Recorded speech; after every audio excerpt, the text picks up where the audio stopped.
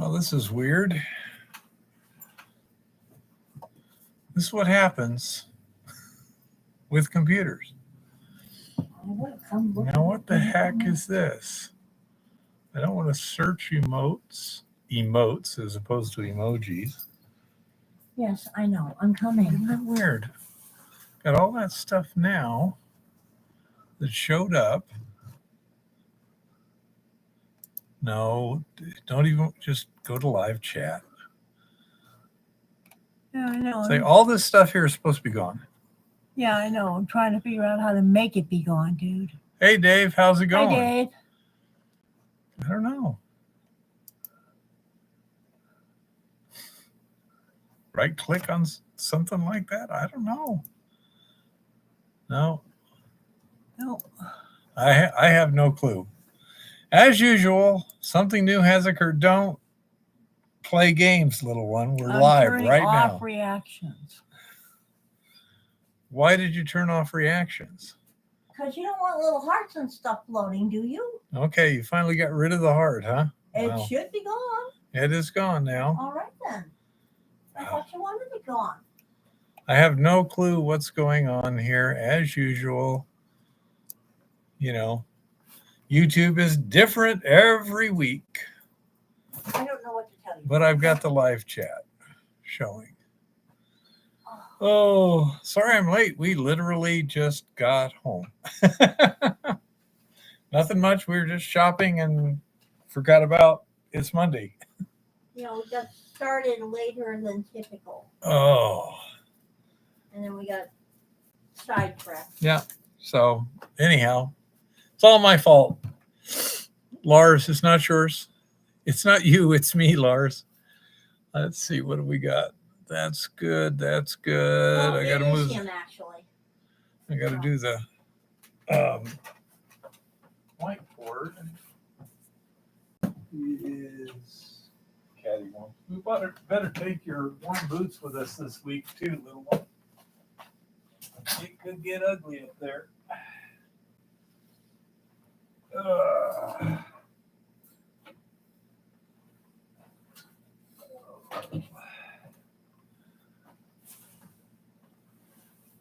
Good Lord, that's amazingly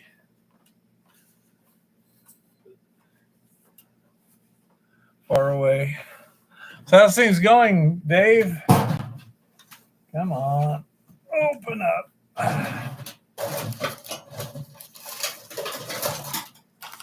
Got plenty of snow there in Butte, I'm guessing.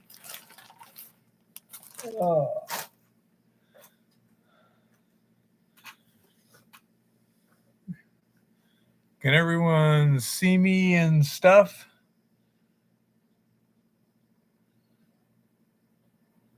I'm going to hit something. Let's see if this works. Nope. Okay. Anyhow. Oh, you get much snow over there, Dave? We got rain today, but no snow. Unfortunately,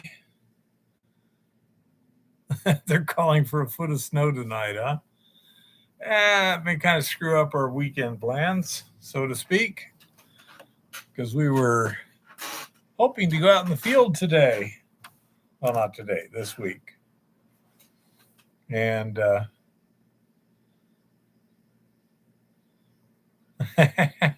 no problem, Mr. Virtue. Happy birthday. Happy birthday. So, oh, yeah. You bet, honey bunny. Montana.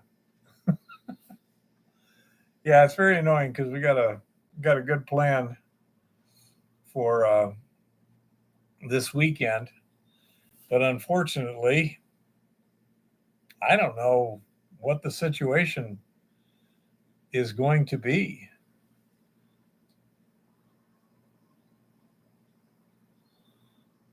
Hey, Alex, how's it going? Let me check something here. And that's the, what is it?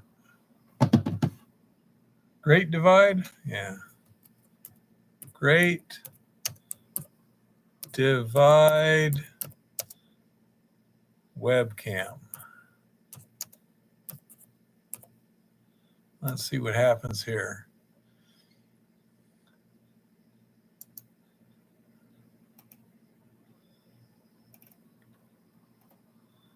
Yeah, that's what I want. Plan your visit, shop, contact, conditions and updates.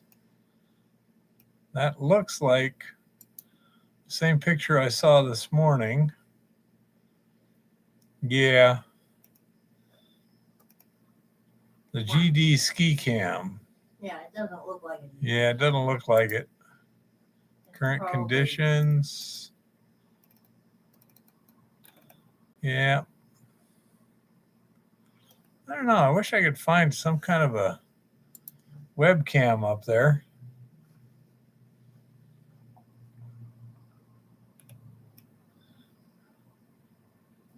Hey, that's good, Dave. Oh, let's see. We got a few people there. I didn't get much warning out there because literally I was hitting the go live button at like 6:01. Oopsie. Hey, 406, how's it going? You might know what the weather's like up there.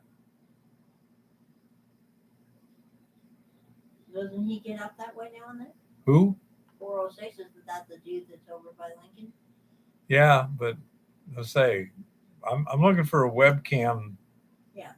For the tops of the mountain. Say, Great Divide would be about perfect if we could actually see an actual live webcam, but it's the off season, so I kind of doubt that they've got it running. Yeah. Where's Homestake Pass, Alex? And what's the elevation?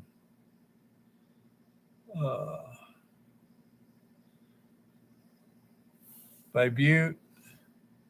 Hey, Brian. 7,300. I can try McDonald Pass too. McDonald Pass webcam.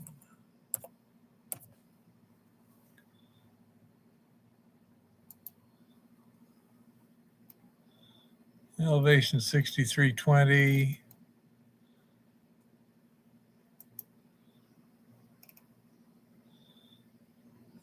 Just wet, but that's only 6,300 feet. So, yeah, it's kind of hard to tell. Hey, Jean-Francois. Bonsoir, Jean-Francois. Homestead or Homestake? Yeah.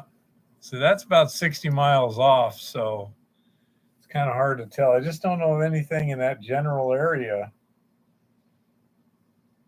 that's anywhere that high except maybe Great Divide, but apparently they are not running anything at this point.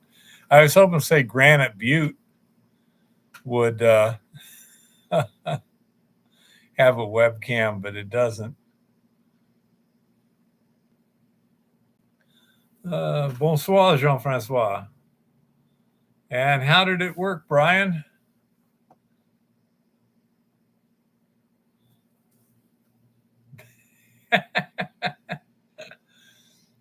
7 minutes. Wow, yeah, it really slows down there.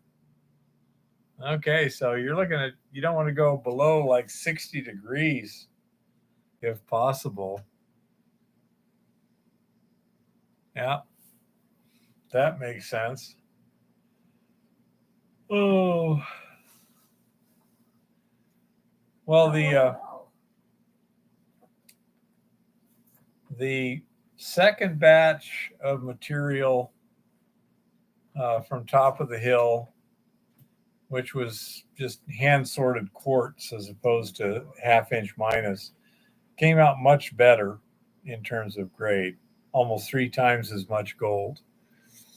And So that puts it into possible ore range. We shall have to see. Um, we found that the Eco Gold X that's working on the uh, what do you call it? First batch, it actually had 3 times as much silver as gold. So I'm wondering if what's happening to our resin, what's kind of poisoning it is silver, and that the thiourea is not stripping the silver too well. Does anyone happen to know if silver sulfate is soluble? I really don't know. I believe thiourea is supposed to strip silver. I don't know. Hey, Lars, I was late today. You started testing glycine with permanganate and disastrous results, huh? Disastrous in what way? Like hazmat, or as in it just doesn't work?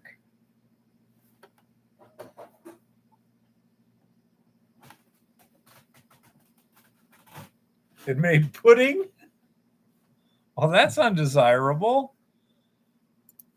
It made pudding. Really now? Low solubility in water. Mm-hmm.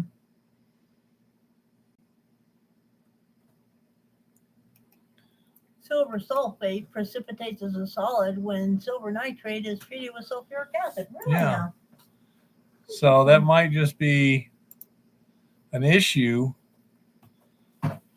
I say we might have silver in that resin. That's why we don't throw anything out until we figure it all out. That's for sure. Well, now what that means to me is if I do some assays on that resin that all the gold is supposed to be out of, there may be silver in it. That could be. You can start a fire with glycerin and potassium permanganate. Yeah, I'm not sure about glycine, but it's in an aqueous solution too. Yeah. I don't know. Say, we got plenty of stuff to keep our butts busy. That's for sure. Thanks a lot. Silver legally alloyed with zinc. I was thinking if the resin isn't absorbing the silver and it's building up in solution, that gives us one situation. But the other one would be if it's going into the resin, we might want to try cementation ahead of the resin. So if we could use copper shavings or something to cement the silver without cementing the gold, and then get the gold to deposit on the resin. Anyone have any opinions on that? Well, not for this. You said after the 20th, 406. It's only the 17th. yeah, the 20th is Thursday, dude. Yeah. Are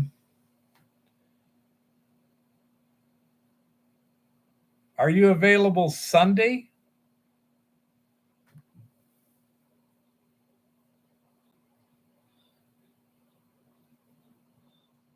Yeah, that's what I was thinking, Alex.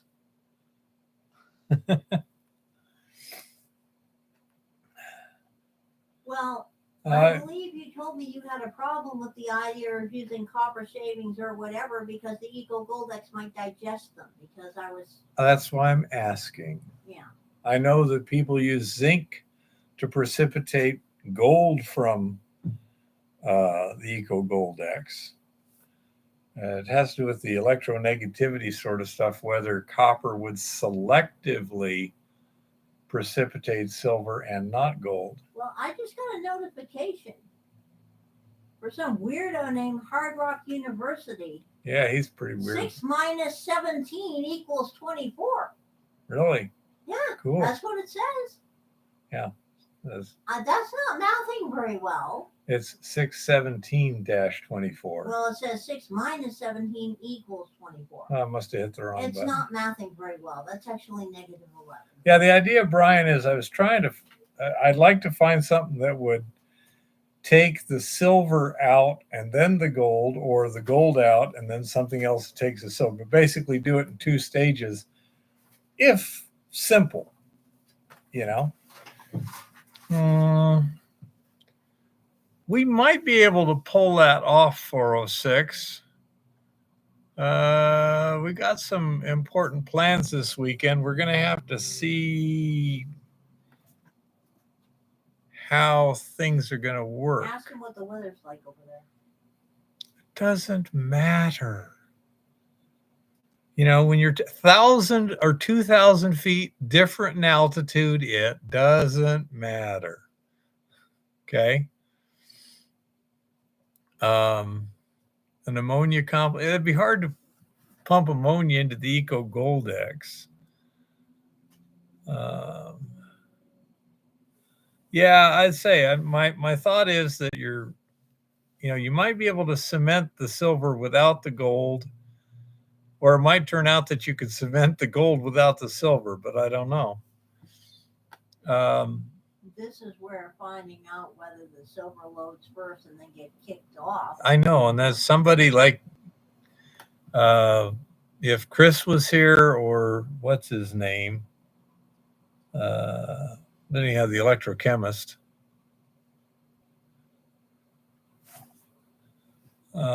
Yeah, Jimmy, we'd prefer not to load the resin with silver if we can avoid it, since we're having something's loading the resin and not coming off the resin. And we'd prefer not to do that if we could. If we could load only gold on the resin, we could probably get a lot more gold on the resin. So, it's one of those things. I just prefer to put them in 2 different places, if possible. But don't know. We can change dates.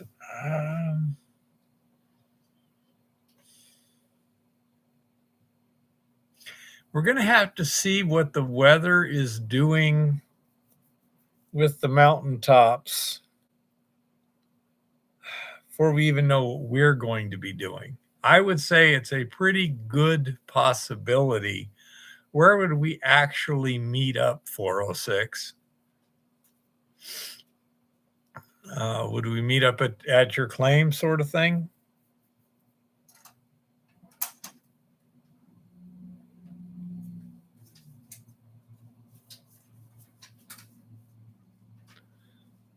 No, Brian, I was wondering if we can cement the silver out of solution, the Eco Goldex solution, without affecting the gold, is what I'm trying to see if there's a simple way of doing that. Say, like perhaps copper shavings or something.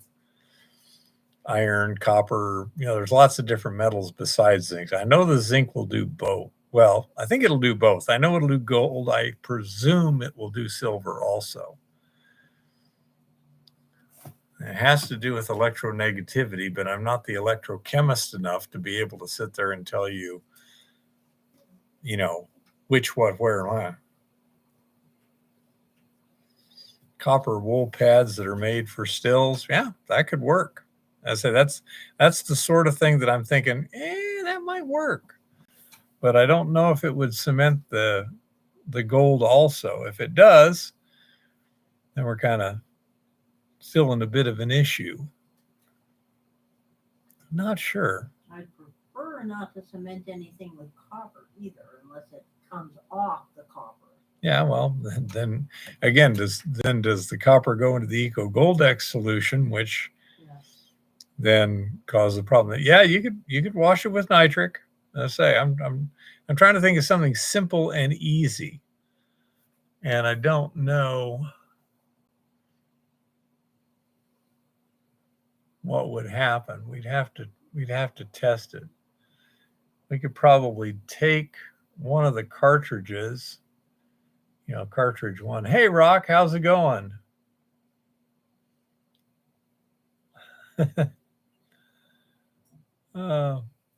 So we could take cartridge one, the resin out of that little one, and put in a new cartridge one with copper and see what happened. Yeah.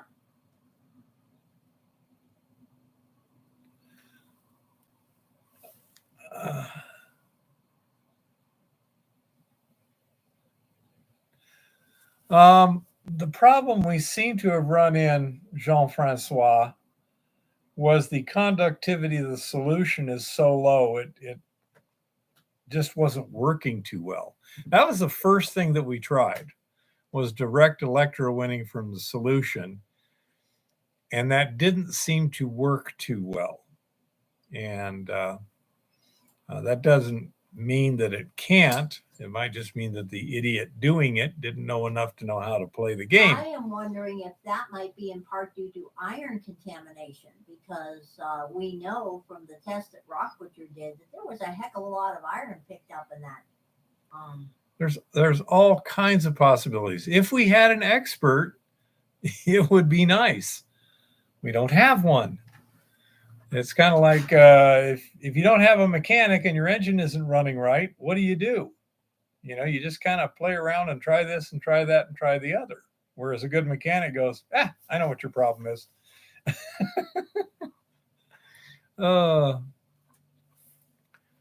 They make some pretty high efficiency electrolytic cells, but they're pretty expensive. Look up Reno cell.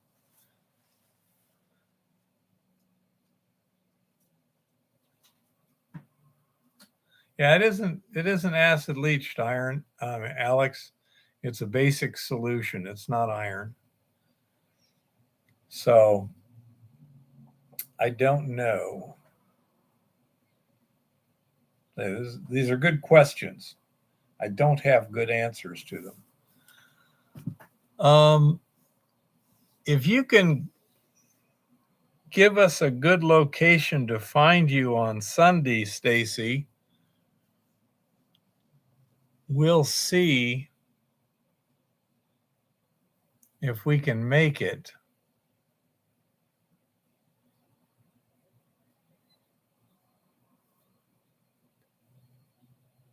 And Lauren might be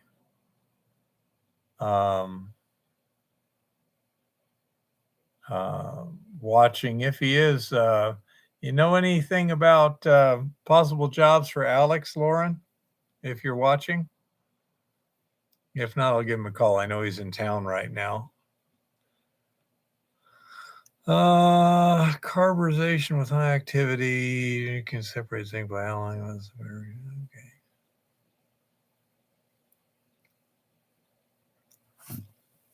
okay. So haven't seen anything from Lauren. Let me give him a jingle.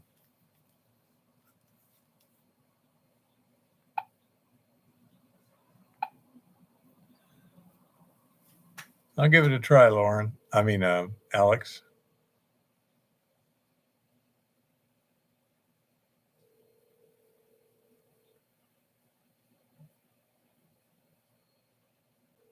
I agree with that, Rock.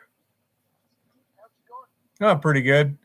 You got any news for Alex, out of curiosity?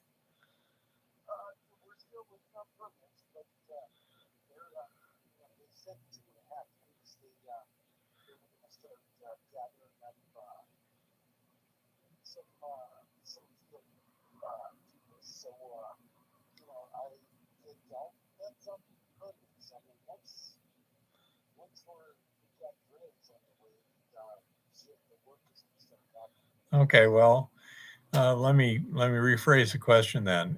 If the permits come through or whatever, is Alex basically a shoe-in for something, or should he talk to somebody, put in applications with somebody in particular? How should he play this? You're breaking up.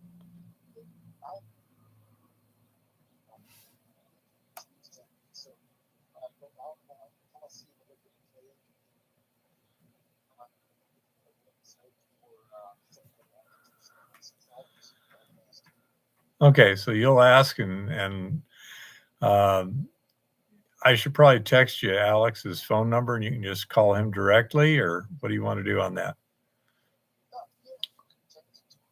Okay.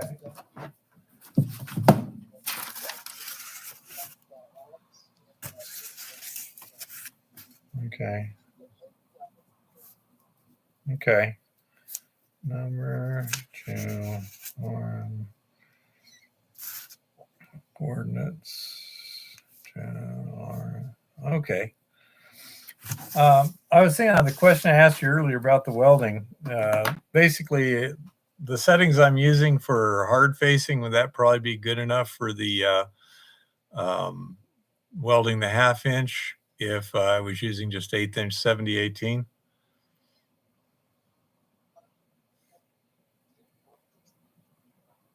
Okay.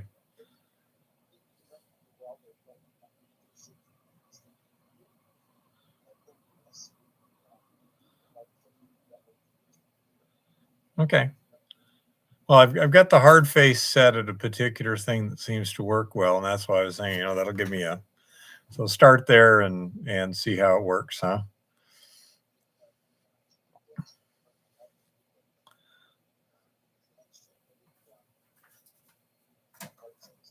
Okay. All righty. I will give it a shot then when I get around to that. Thank you. Okay. Yeah, Alex, I'll give Lauren your phone number. He'll pass it on, and if there's something that needs to be done or whatever, he can call you direct and say, okay, you need to apply hither thither, they want you to go on this website, whatever the heck it is. Okay. So that should work out. He says that they're thinking of hiring up in 2.5 weeks. Is that correct, Lauren?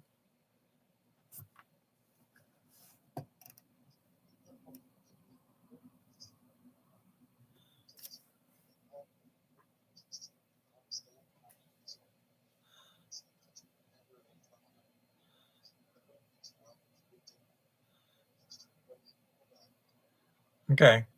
Yeah, so it's basically just waiting on the permits thing. Yeah.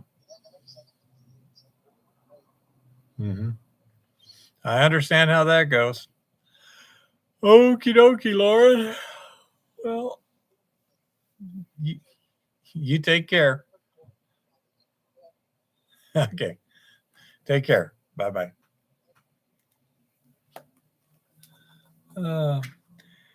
Yeah, well, I would agree. I mean, Camp Cook probably has a different skill set than just cooking, but it certainly wouldn't hurt to be like a cook's assistant or something like that if they need one.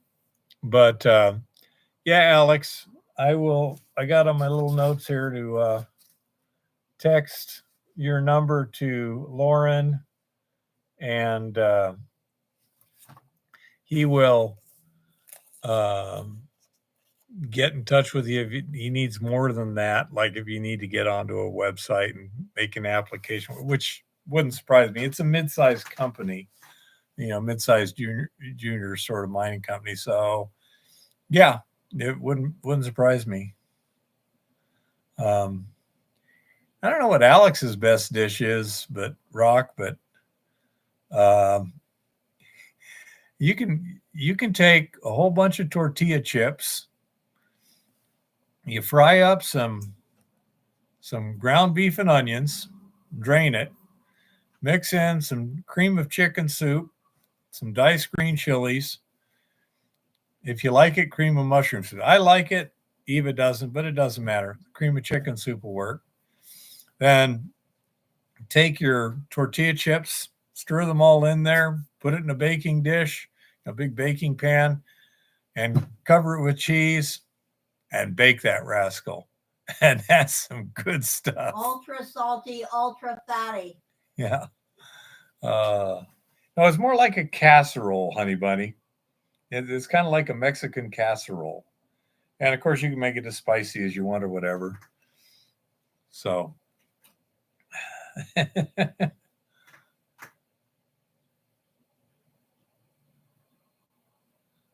exactly, Rock. Yeah, pretty much, honey bunny.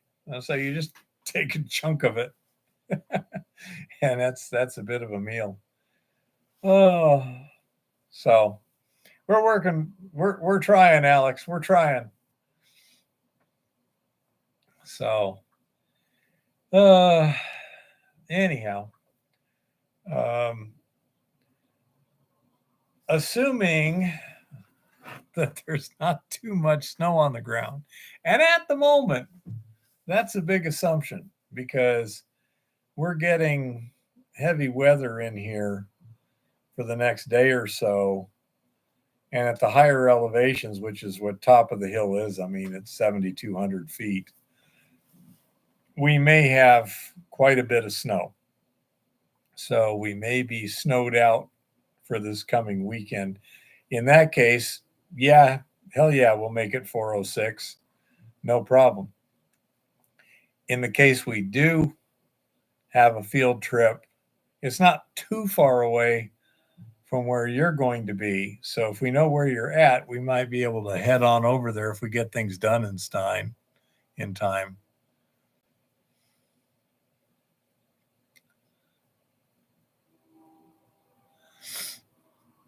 Uh, I wouldn't want to cook for a living, honey bunny, in terms of like in a restaurant or something like that. Too much pressure, speed, speed, speed, speed, which is fine. I mean, I understand the necessity and such, but I agree with you. I would not want to do it. Camp cook, on the other hand, not necessarily too bad because you generally are cooking big batches of stuff. When my brother and I did several fishing trips down to Mexico with about 2 dozen businessmen and friends, a couple of times, and everyone pitched in like cooking and stuff, and it worked out uh, pretty good because you were fishing all day, and you came in, got an hour or so break while weigh in and everything, and then you know whip up dinner. So that worked out pretty good. I would think so, honey bunny. Yeah, because you've got to be precise and fast, and you don't make it in bulk. You know, like a camp cook or like a military cook, you're making big batches of stuff, which is totally different than making individual orders. That would be that would be really stressful, I would think. I'm goodness. Yeah, sucks to be you, Jean Francois. Right now it's let's see, what do we got? 40, 45. Not too bad. 44 degrees outside right now. Good guesser.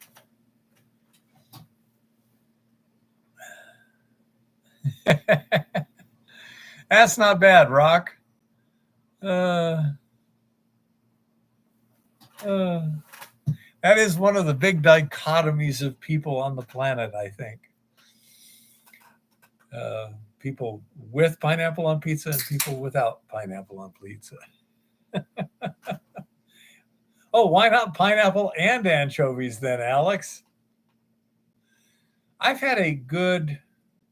Hello, Chris. Chris can tell you about the silver, maybe. I've had some good salmon pizza in Washington State, but it was um, the white sauce. What do you call that? Alfredo. Alfredo sauce. Yep. So anyhow, I have never tried bananas on pizza, but plantains on pizza doesn't sound bad to me. You know.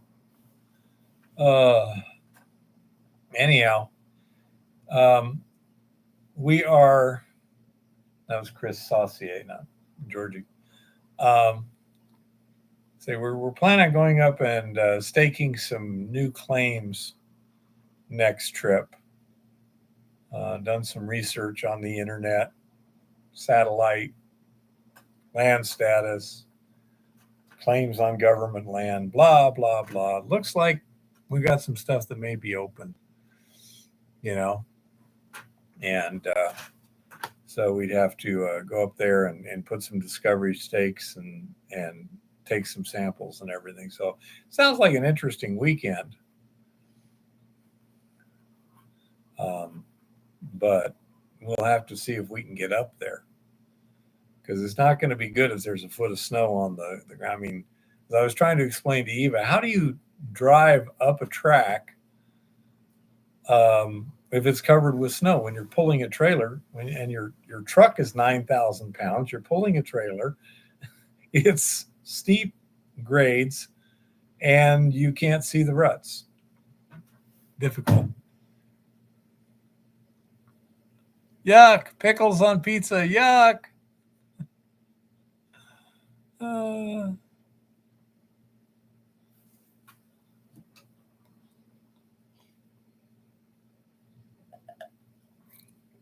So anyhow, that's interesting. I'm going to be rebuilding the mill, the Bob mill. So you'll see some stuff there. I'm waiting to get a call from everything.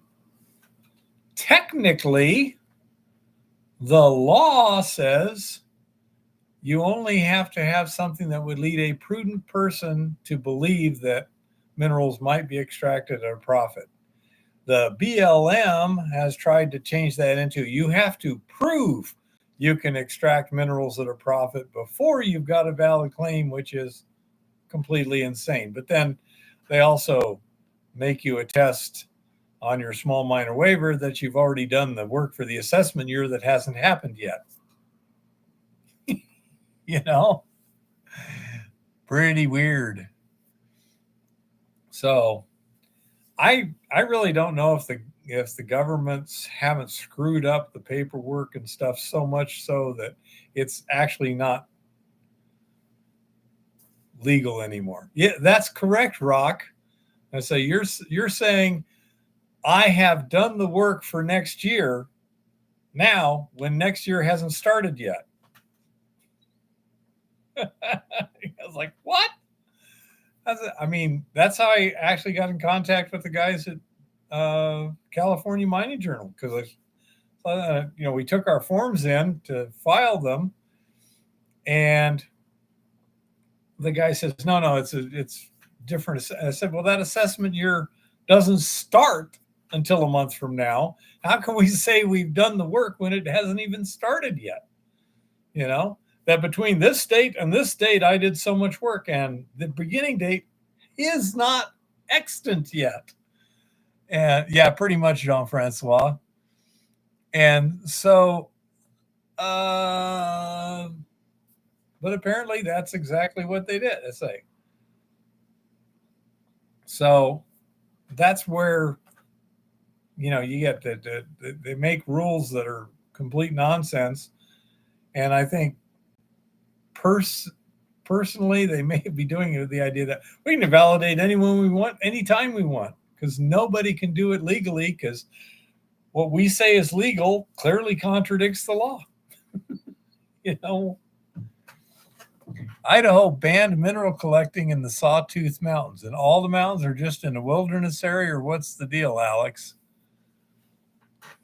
What's going on with Idaho too, by the way? Is that state of Idaho? Pretty much, honey bunny. Uh,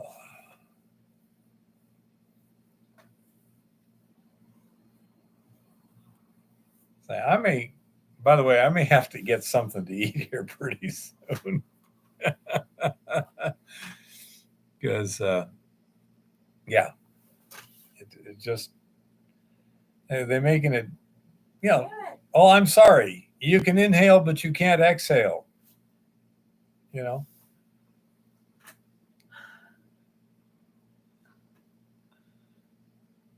of course there are Mister Virtue. Actually, it's politician made laws. Hey, Tricky Dicky, still got your oxygen addiction, I see. That's a good thing. Oh, um, it's going to be snowing up here tonight, Tricky. So, I don't know which is worse, 80 degrees and 80% humidity or snow in June. Yeah. Yeah, to some extent. Uh, but then the Supreme Court also said that nobody has standing to sue the FDA. The only people who can sue the FDA are the drug companies. But individual citizens like you and me can't sue the FBI for not doing their job. You know?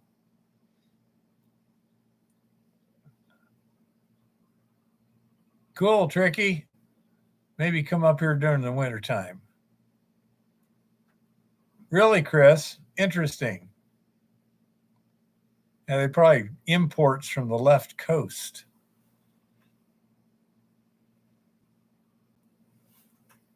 By the way, thanks for stopping by, Chris.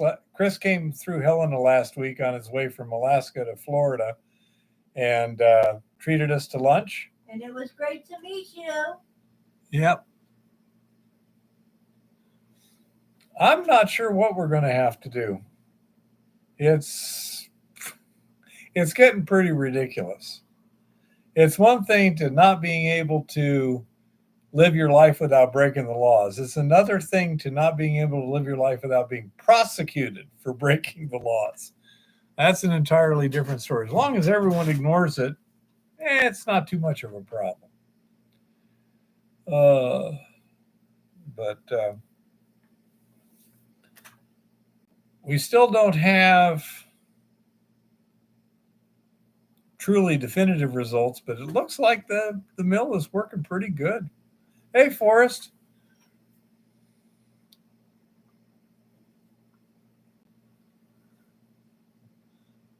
Yeah, you take care, Forrest. But yeah, I understand completely.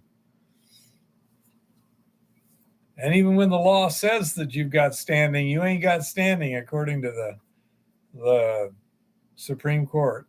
We're getting in some pretty interesting times here, unfortunately. Oh, yeah, it was fun, Chris. Now, the question is, do you want me to bring Eva in here for a little bit while I grab some chicken and something to drink and munch? Because I didn't have a chance to fuel up after I got home before I started the live stream. Oh, absolutely, Jean-Francois. Or you remember Beria, Stalin's henchman, that said, "Show me the man, I'll show you the crime." Yep. Okay. Well, what I'm going to do is leave you all to your own devices for just a minute or so, get some food and drink, and be right back. Oh. Now, you kids don't get out of hand. Hi, everybody. Note 19 million since the last time. Ridiculous. Anywho.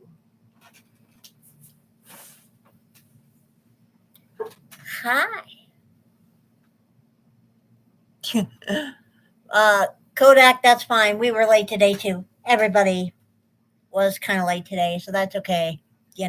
Just saying. The weather has gotten ridiculous. Apparently, it is snowing up on the mountains again. Serious bummer. But other than that, it could, it could be a lot worse. I will say it has been a good, it's been a good couple of days. Got to figure out that silver thing, but yep, David, they are absolutely just numbers, but that doesn't mean I don't like to keep an eye on them because perception is a whole part of this. You know, that's what a lot of people are missing is the perception of things are going great or the perception of things are going like crap and the totally imaginary numbers that are based on all kinds of ridiculous accounting that would get any of us thrown in jail are a whole part of that, you know. Hi, smoking. See how you are. Yeah. Well, honey bunny, that nice glowing silver lining on clouds could be strontium 92. You never know.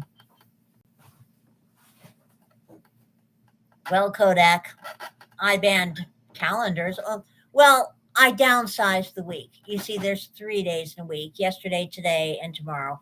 Oh, actually, four: yesterday, today, tomorrow, and whenever. That about covers it. But he is bringing back food.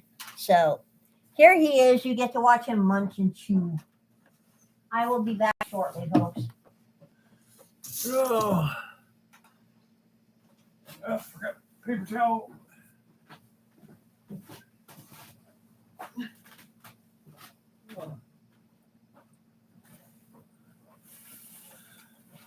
Ugh. Anyhow, yeah, this week is pretty much getting prepared for the field again because it's been a long time since we've been out hiking and staking claims. With a little luck, the terrain shouldn't be too bad. Some of these stakes, which we're not planning to do this weekend, you have things like 600 linear feet and a 400-foot drop in elevation. So there are some pretty serious terrain issues in places. I wonder one slope would be about a 45-degree angle, wouldn't it? Mm-hmm. That's what I thought. I remember that Cartesian thing. Yep. No, it's the problem is too is climbing back up because the particular area we're looking at from where the quad can be parked to the lowest stake has 1,000-foot drop of elevation. So it becomes a question, can you park a vehicle at the bottom of the hill, drive to the top of the hill, walk down, which is a lot easier than hiking up, do the work on the way down, hop in the vehicle sitting there and drive back up to the top of the hill. Yeah, Jean-Francois, it is.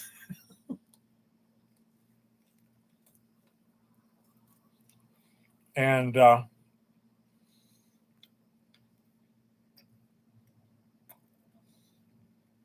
even I haven't practiced hiking too much since last fall. Therefore, we have to be careful that we don't go so far that we can't walk back and get back to camp that day. On a safety note, that doesn't mean we can't go downhill and get to safety. It just means we ain't getting back to camp without a ride. So it would be more a matter of embarrassment than danger per se. But I hate being embarrassed. So, say we shall have to see. This week, we got about a 400-foot elevation change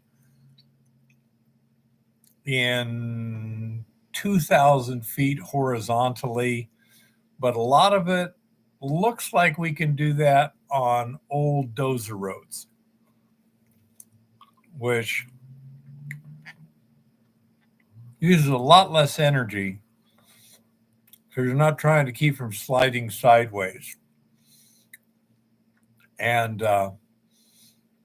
so that, I say, to set the discovery monuments shouldn't be too bad. Some of the corners are going to be a bitch. I will have to seriously consider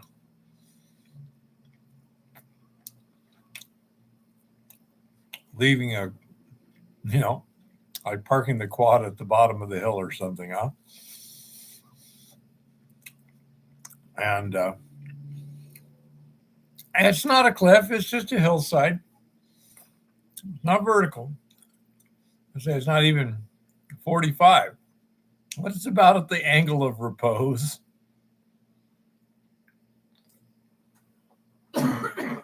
Yeah, and going down is pretty easy.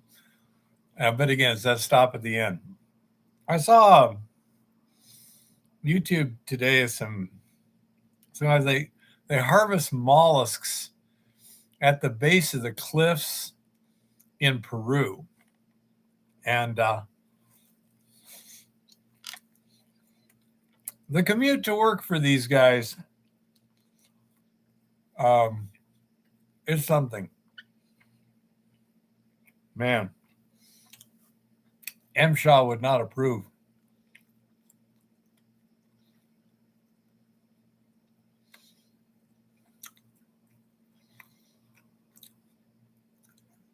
I do not know if we can do that, Rock, but it's possible. We have not had to at this point, except in one case where literally the corner I was trying to put was on the side of a cliff. I know you can do it for short distances. The thing we're looking at here, it's about a 600. Let's see, I got it queued up here. Let's see, tools, ruler. At this point here, come on, grab. There we go. At that point, it is elevation of 6226. Here, it's an elevation of 5985 in 616 feet. So,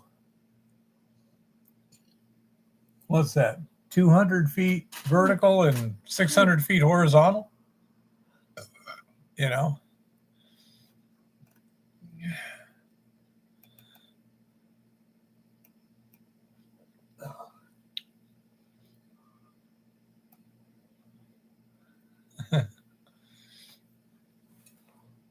Probably not, honey bunny.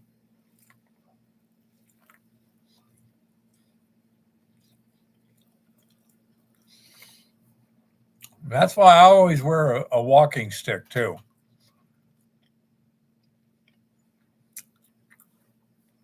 Probably, Rock. I'm a geezer.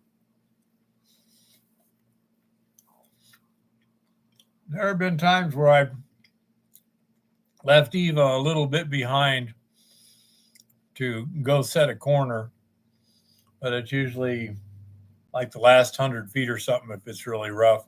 A lot of times it's climbing over trees. This stuff here, we've been close to this in the past, and this area didn't seem to have too many trees.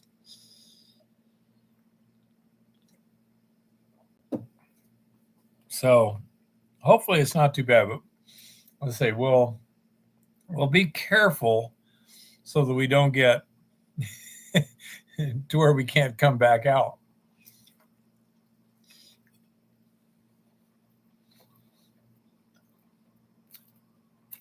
I don't think it'll be too bad. I much prefer going out uphill, though. That's a lot better because even if you're tired, you can make it downhill.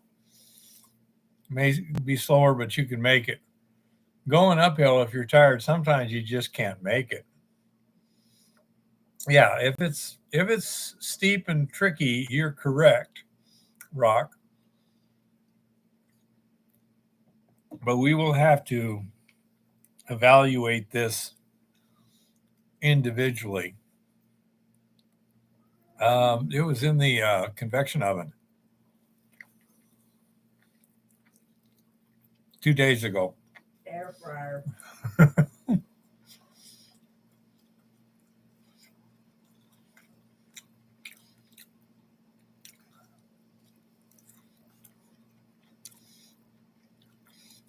How right?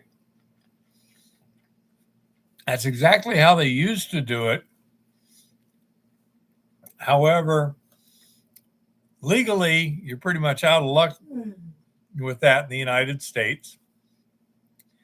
And you can usually do as good or better job without having to use a persistent toxin like mercury, depending on the size of the gold particles. Certain gravity concentration techniques work fine. You'll get good recoveries as much as you will with mercury using, call it a precision gravity process. When it gets real fine, even mercury won't get it, and then you have to dissolve it. That's why we're experimenting with what I call a hybrid system, where I have a gravity concentration. It's not real precise, just real cheap and simple. And then it goes into a leaching circuit, which will theoretically get the smaller gold. So there's usually not much need for mercury anymore.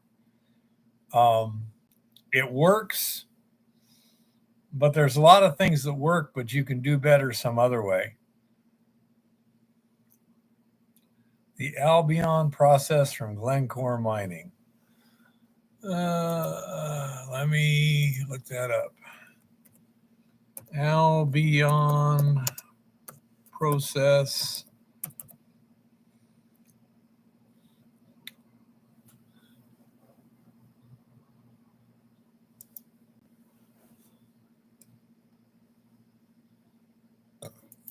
Okay, what is this? Oxidative leach.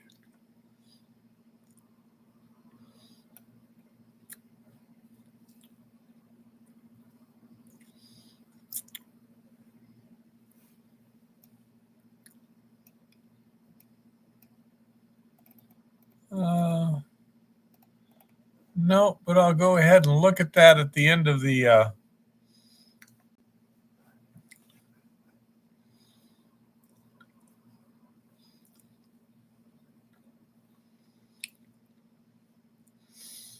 aren't there low temperature alloys that could get gold also? I've always wondered about that.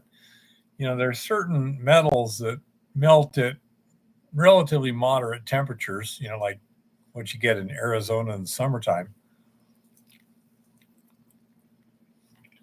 I wonder how those would work as opposed to mercury.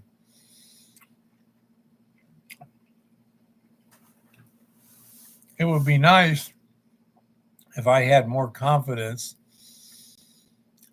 in the exact total gold concentration of the stuff that I'm working right now.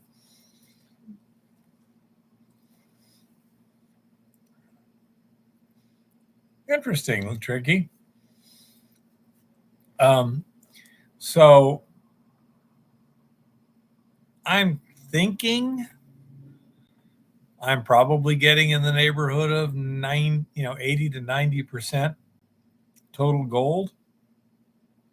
But I don't know for sure.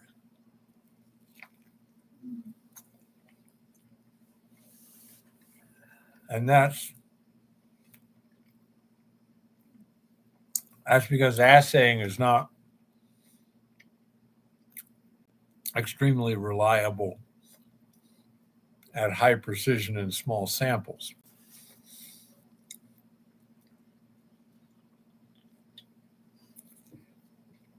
I say it seems to me that the general pattern of the concentrations of stuff I'm seeing indicates that I'm getting pretty thorough leaching,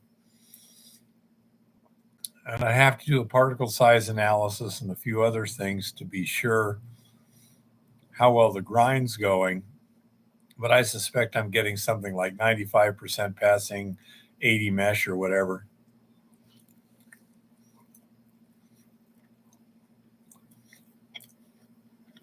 Are you talking Kanuckastanis, Rock? You need that alcohol in your bloodstream to keep it from freezing at those temperatures up there.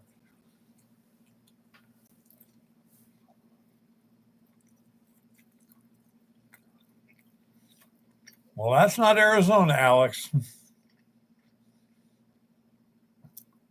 On the other hand, it doesn't have black flies either. Rock, what's your opinion? Which is worse, the heat or the insects?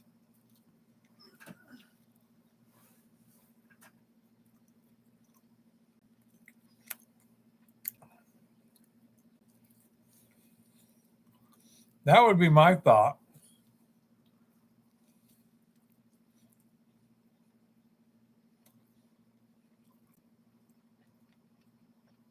Interesting, Jean-Francois. I got so many things I want to do. But right now, I wind up, we're just trying to find a good ore body. Montana B not working out was kind of disappointing.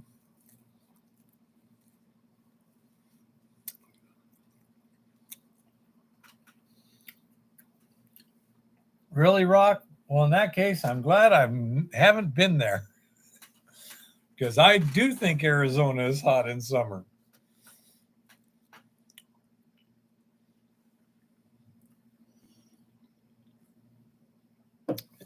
Yeah, I've really not seen much in the way of biting insects there. We got down, we broke through to the 40-foot level, and there was kind of a big pillar I left for ground support, and there was a nice chunk of vein through it. So I was able to get some good samples. And the samples, I mean, I'm talking like 100-pound samples, crushed and split and then set off for assay. And I had 3 samples, the kryptonite, softer vein material, and a half-inch minus screenings from what I dropped down there. And they all came back about the same, and they all came back well below any possible profitability under those production conditions. That's the sort of thing. Yeah, if you had a mountain of that crap and you could open pit heap leach it, yeah, a lot of money there. But on a micro scale, you can't go with lower grade stuff. You've got to go with some pretty good grade. Half an ounce to the ton. if the mining is pretty easy. For example, say you had a 4-foot wide vein that you could trench with an excavator. He understands. I say, move on to the next thing.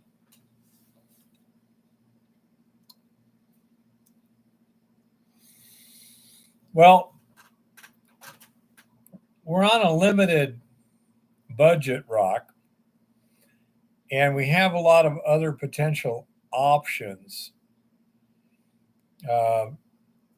That claim's probably not going to be that interesting to a big outfit. Jean-Francois would take more sampling and stuff, some drilling, etc. But we'll just put it on the back burner for now. Not a big issue. And Rock, we could, but we've got other stuff that is running better. And Tricky, the reason I went to the effort to take big samples and everything is because the material that we were shipping back and processing just wasn't giving us the golden solution that we were expecting to get. Yeah, but that means I got to get out there and I got to dig out a lot of stuff. You know, it's not going to take an hour. We're talking days of clearing things to get to where I can proceed further down. I think it will get better as we go further down, but we got other stuff that's better than that sitting on surface right now in other places. So we'll focus on that and see if we can't find out what's going on. Well, I got 3 or 4 tons from the area above that on the way down. Sample being about 12 to 18 inches wide, 3 to 6 feet deep, and 20 feet high. And it averaged about what we got there. Exactly, Rock. That's what we're going to do. We're going to move over to something else and see what we got there. That area that I sent you the coordinates on, oh yeah, Jean-Francois, you're absolutely right. We could do a lot of stuff. You got 100,000 in your back pocket. You can drop on 100 to 1 odds against. We could do a lot of work, you know. So that's, you know, again, right now we got stuff, you know, at the top of the hill. We found quartz. It's better than the stuff that was at Montana B, but we cannot find any in the bedrock yet. Extremely annoying. It's laying on the surface, but you know, we have a good idea where stuff is, but we need to do the work to expose actual mineral in bedrock to get an idea. So that's where we're going to focus on right now.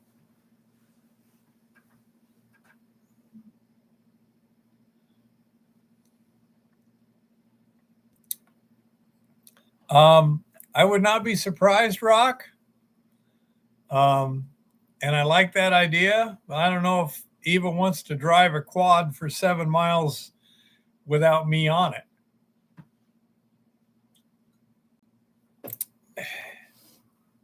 So say we'll have to see. We might wind up doing something like that, or we might get someone else to provide some transportation. We'll see. Again, it's a little early to make any decisions at this point. I mean, some of the stuff I literally have not physically examined at all. I'm looking at satellite stuff.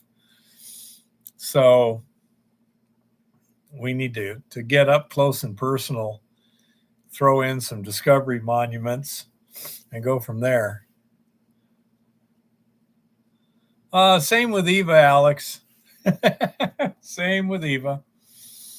We were watching a couple videos yesterday. One was on a sapphire mine on the other side of Hauser Lake over there that she wants to go to.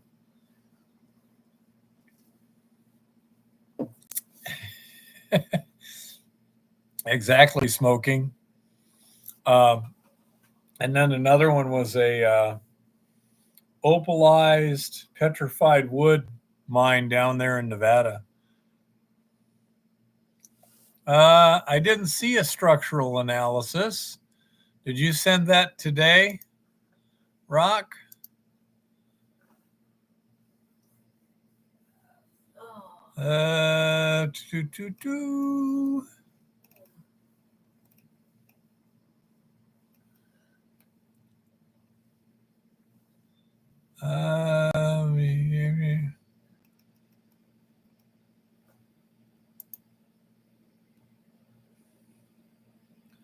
There's the one where you're talking about Stacy. Oh, there it is.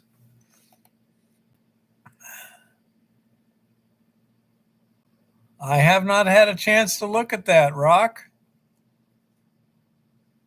Is it going to tell us where the quartz is? Kind of, sort of. But anyhow, you can read this if you want while I got a live stream going on here. Yeah, well, then it will have to wait. Yeah, okay, I found it, Rock, but I haven't seen it yet.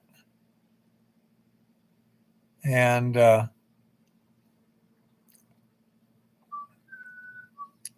interesting. Very, very interesting.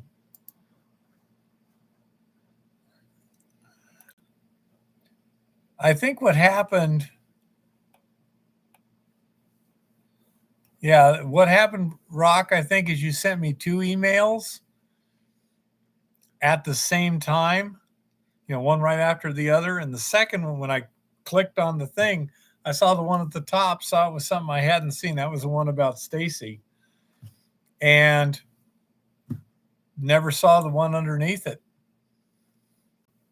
But yeah, it's pretty interesting location. Absolutely.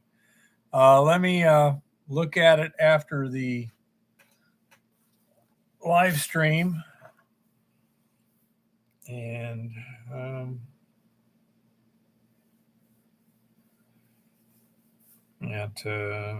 what do you call report from Rock? Yeah, it wouldn't be good to be sitting there looking it over and muttering right now.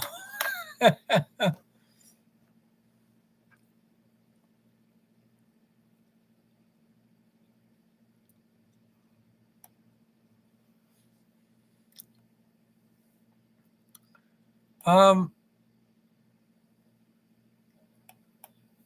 not sure. Jean-Francois. The AI might be able to do more, but I think a lot of the critical information, and Rock can maybe back me up on this, is done with drilling, geophysical, things like that. And also you're observing the rock structures in a way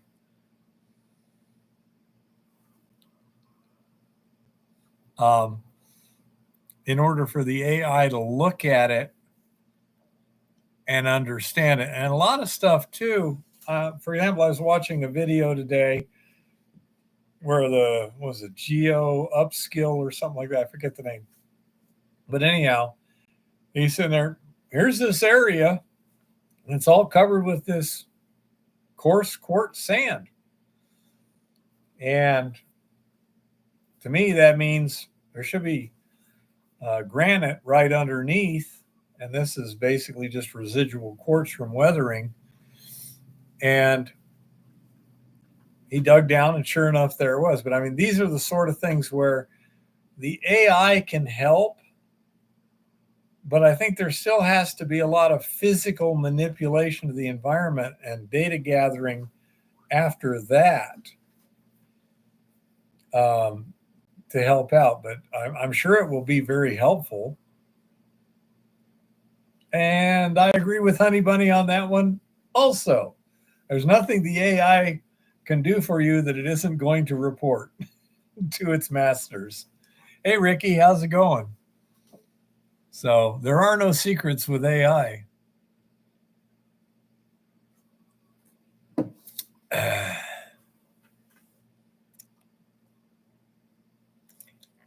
Yeah, but how good, Alex?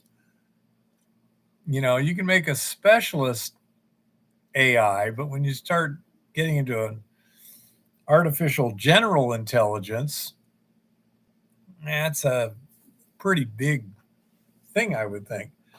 I would agree with that, Jean-Francois. I think we're dabbling with very dangerous, potentially stuff, especially as our society and hey, Ricky, supply chains and everything are so heavily, energy grids are all heavily computerized. So, yeah, I agree, Alex. And as such, if an AI decides to go rogue, so to speak, then it can do a lot of damage essentially over the internet, you know, especially when we start teaching them how to write code, what could possibly go wrong? Yes, Honey Bunny, Eva says Starlink is Skynet. I agree with that, Jean-Francois. We're sorcerers apprenticing with AI. Yeah, I just don't trust magic. And I prefer to be cautious. I'm not sure how that can happen when you have large organizations and when you have countries that are essentially in competition, so that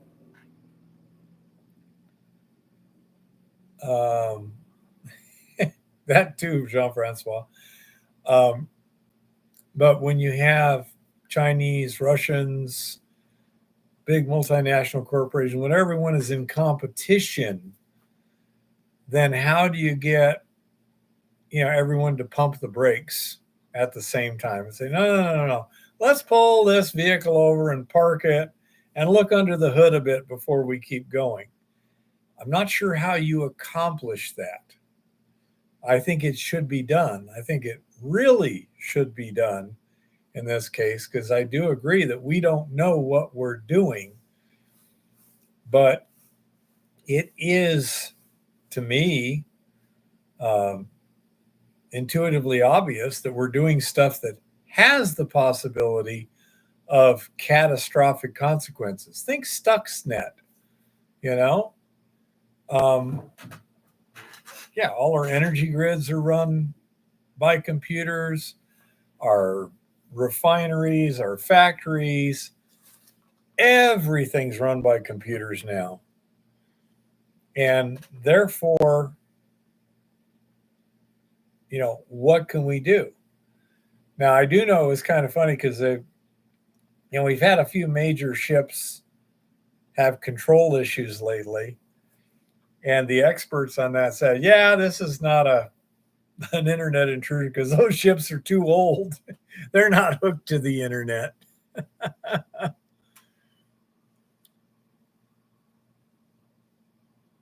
I agree, John.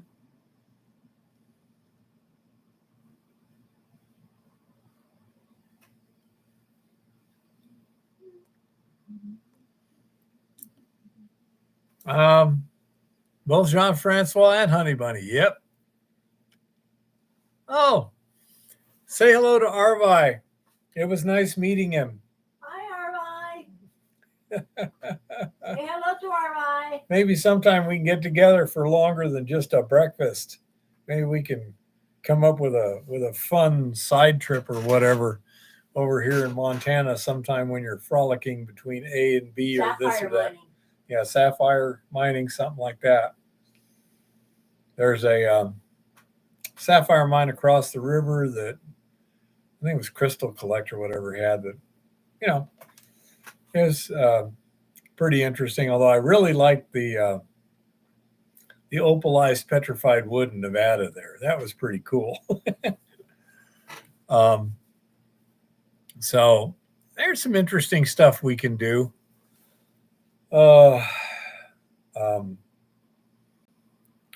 Yeah, I'm itching to get to your report there, Rock.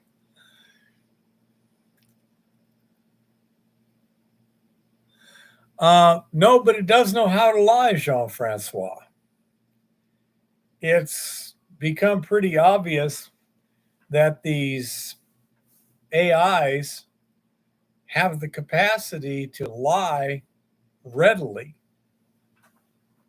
which makes it rather difficult to trust them. I mean, Asimov's laws of robotics do not apply to a deceitful entity.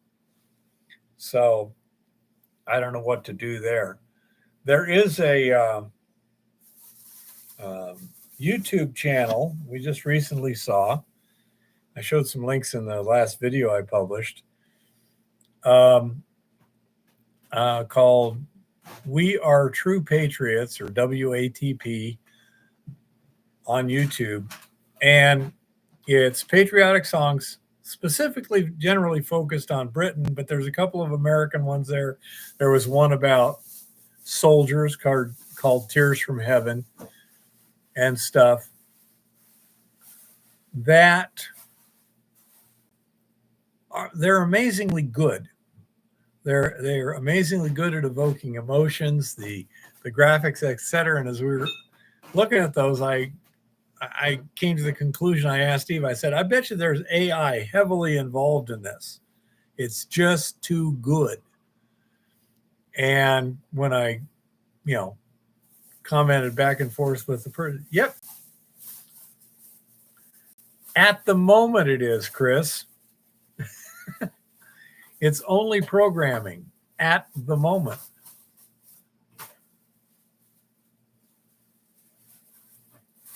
Maybe true, Jean-Francois. It's still too new. I'm too ignorant to know, but it doesn't surprise me. And no AI. AI is only programming. It tells what it's told, only to a certain extent. We're not sure exactly what we're telling it. So, I mean, they're using Reddit to train them. Does this sound like a good idea to anybody?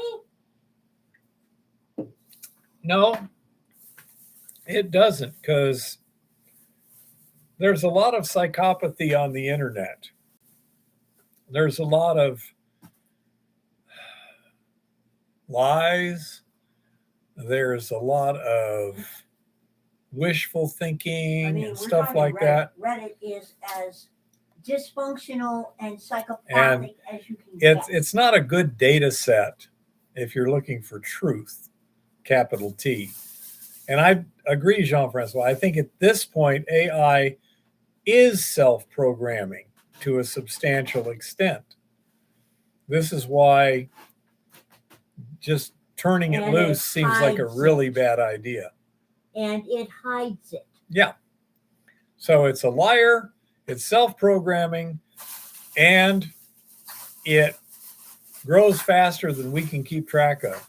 What could possibly go wrong? Gee, I can't see any reason to be worried here. Yeah. Now, on a more practical note, I don't know how you control it because there's always somebody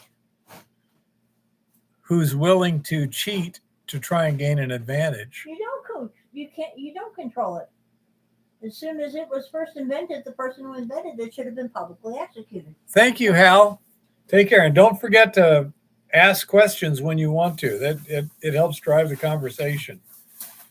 As you can see, we get kind of lost in the weeds at times. But no, I say I'm quite worried about what can happen with this. Let the programs take care of themselves.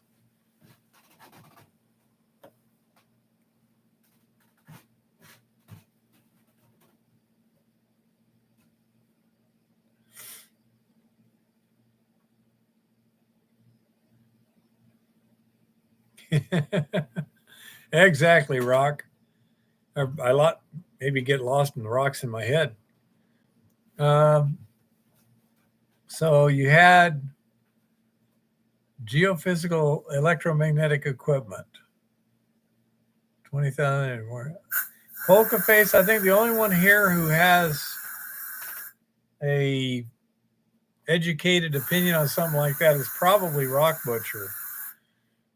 Although Jean-Francois seems to know something too. I am too ignorant of the details to have any opinions at all. See, I'm not an AI. I don't default to bullshit. Wow, that stuff smells, little one. Goodness gracious. Do you think that's actually pleasant? Yeah, it's a little overpowering. It'll go away after a while. Yeah. It's tropical flower shit, okay? Tropical flowers? Man, only if you get buried in them. It's a little bit on the overpowering side. It'll calm down. Well, just don't spray it for 10 minutes. Cope. Cope. I don't want to cope. I want to whine.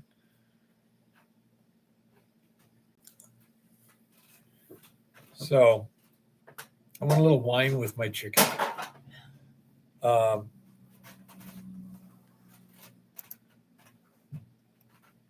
Little one. What? Here's Rock's little diagramming. Okay. And then there's a report that goes along with it. Okay.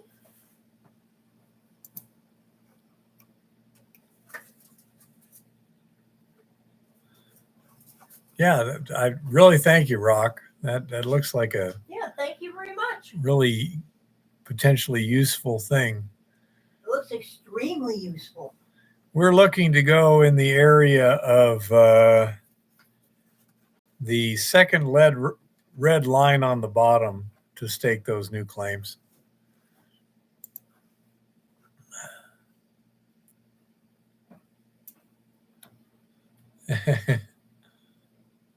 Take care, Mr. Virtue.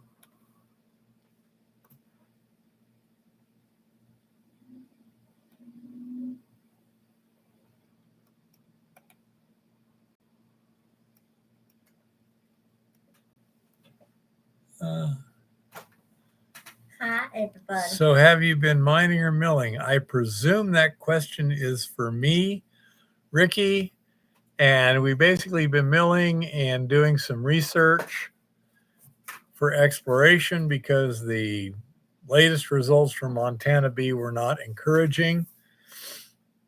So we're moving on to the next potential project. And just kind of mothballing that for now. But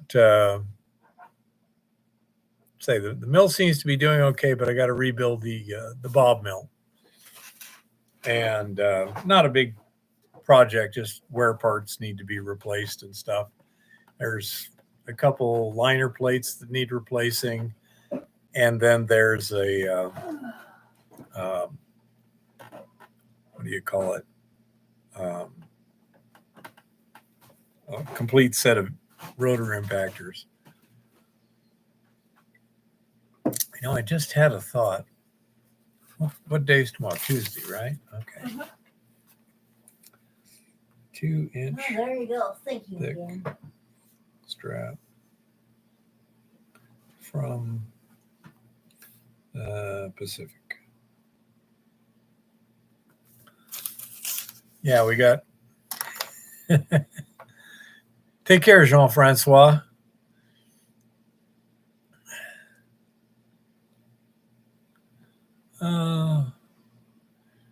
Of course not, Jean-Francois. We're doing just fine. We're having a good time, and we're about as set up as we can for whatever happens. So, what? Me worry? And if you want to wait around just a minute, if Eva wants to hold the line for a minute, I can go down and get one of the wear plates out of the impact mill so you can see how much wear there is. Okay. Well, it's time for the tinfoil hat report. Oh, I see what you're saying. Yeah, I understand. Well, while she does her thing, good night, Jean-Francois. I will go ahead and get that wear plate so I can show it to people afterwards.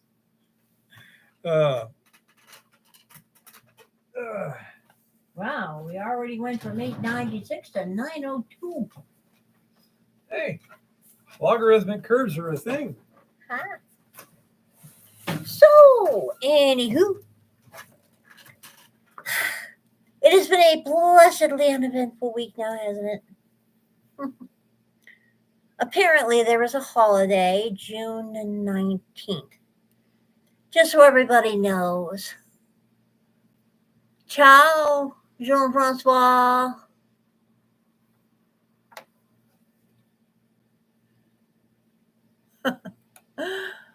Anywho, folks, it's been a blessedly quiet news week, I should say. Kind of, sort of. Or as much as anything would be blessedly quiet these days. In case you missed it, there was a huge fundraiser in Hollywood, complete with former President Obama, and Lord Malarkey, and Jack Black. It was very odd. The oddest thing about this was there was a video, a very, very nice, clear, crisp video that was recorded by professional type people of this event. And specifically of the end of this event.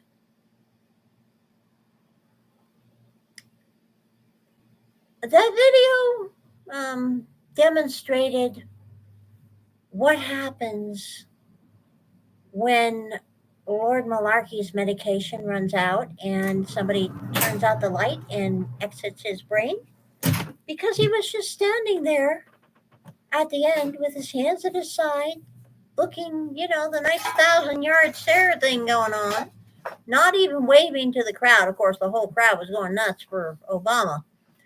And then Obama took him by the hand and led him off stage and put his arm around his shoulder and was pretending to have a conversation with him. And everybody said, well, that looks a little weird. A lot of foreign media said, that looks really disturbing. And the left flat out came out and said the video was a lie and misinformation, disinformation / deep fake / Republican conspiracy theory.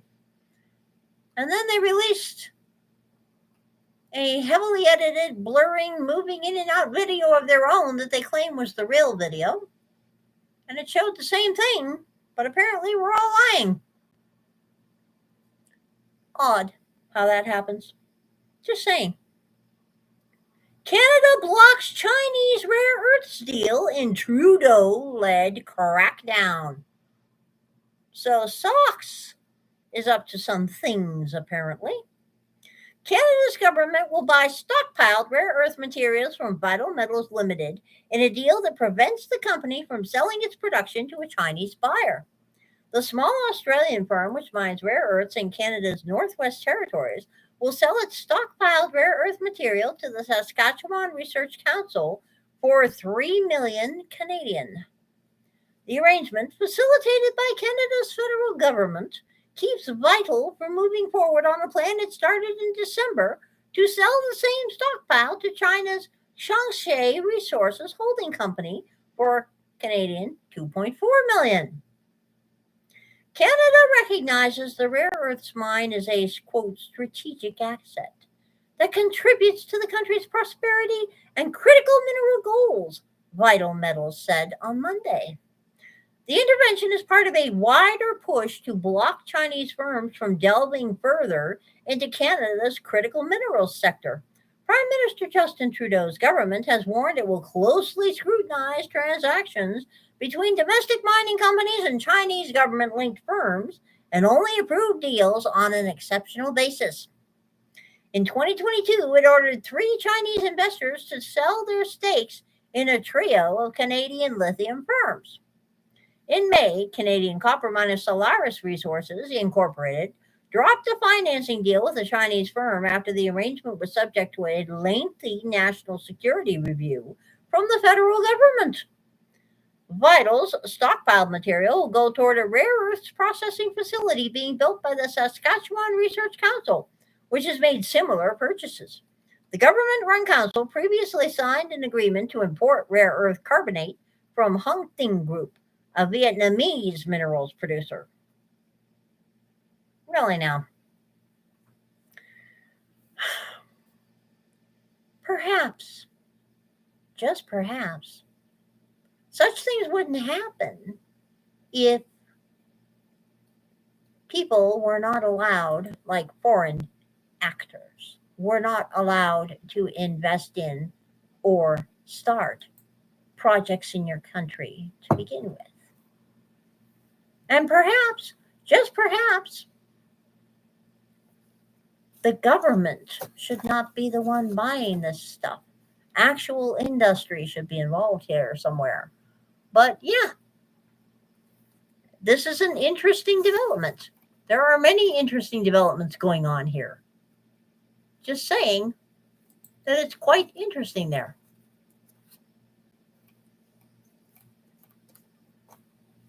We shall see what we shall see in that regard. Frankly, the goddess would like to see more countries seriously cracking down on unsavory foreign actors running mining operations in their territory. Of course, at the same time, the goddess would like to see more countries, specifically the United States, getting rid of regulatory overburden and actually encouraging the rebuilding of our mining infrastructure. Because it's a very, very, very bad idea to need to source all your critical material from people who don't like you. Just saying. That's a very bad idea.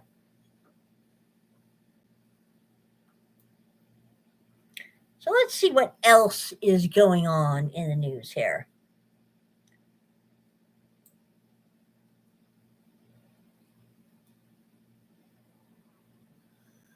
Let's see what's going on in the news. More de-dollarization. Well, in case you missed it, by the way, there was that 50-year agreement. It wasn't a very important one between the United States and Saudi Arabia regarding, the U.S. being the petrodollar. And it expired June 9th, and nothing's been done about that. But it's really not all that important, I'm sure. More de-dollarization is occurring. Tanzania seeks to limit use of the dollar. Wow. Tanzania, huh? On June 13th, Tanzania's finance minister, Dr. Mwigulu Nchemba, issued a directive in an effort to curb the widespread use of the US dollar in the country. This is just one among many body blows taken by the dollar over the last several years. The Tanzanian directive mandates all transactions in the country must be advertised and conducted in Tanzanian shillings. Shillings. Henceforth, all such payments were to be made in shillings, promoting financial stability and compliance with the law. Visitors will be encouraged to exchange foreign currency for Tanzanian shillings to facilitate transactions that support the local economy. Interesting. Over the past several years, a growing number of institutions in Tanzania, both governmental and private, have required payments in dollars. This has led to a dollar shortage in the country. Last month, the Tanzanian central bank began selling dollars held in reserves to commercial banks, hoping to ease the dollar shortage. The combination of a growing demand for greenbacks coupled with the shortage led to a growing black market for dollars. During a budget speech before the Tanzanian National Assembly, Nchemba emphasized the problems with dollarization and said it's hindering economic progress. He also said the situation increases unnecessary demands for foreign currency and it undercut those who need dollars to import essential goods into the country. It remains unclear how effective the directive will be. It is already technically illegal under the Bank of Tanzania Act of 2006. The law designates the Tanzanian shilling as the sole legal tender for domestic payments. The new directive likely indicates increased enforcement efforts on the horizon. Dollar death by 1,000 paper cuts. De-dollarization in Tanzania won't have much impact on the trajectory of the US dollar, but it is indicative of a growing global trend. More and more countries are spurning the greenback. The greenback is falling as a share of global reserves as many countries attempt to diversify away from the greenback. America's use of the dollar as a foreign policy weapon has the leaders of many countries on edge. The US and other Western countries aggressively sanctioned Russia in the wake of its invasion in Ukraine. America and her allies locked Russia out of the SWIFT financial system and froze around 300 billion in Russian central bank assets. Other countries took notice. Consider this. If you recognize something makes you vulnerable, what do? You take steps to eliminate or at least minimize that vulnerability.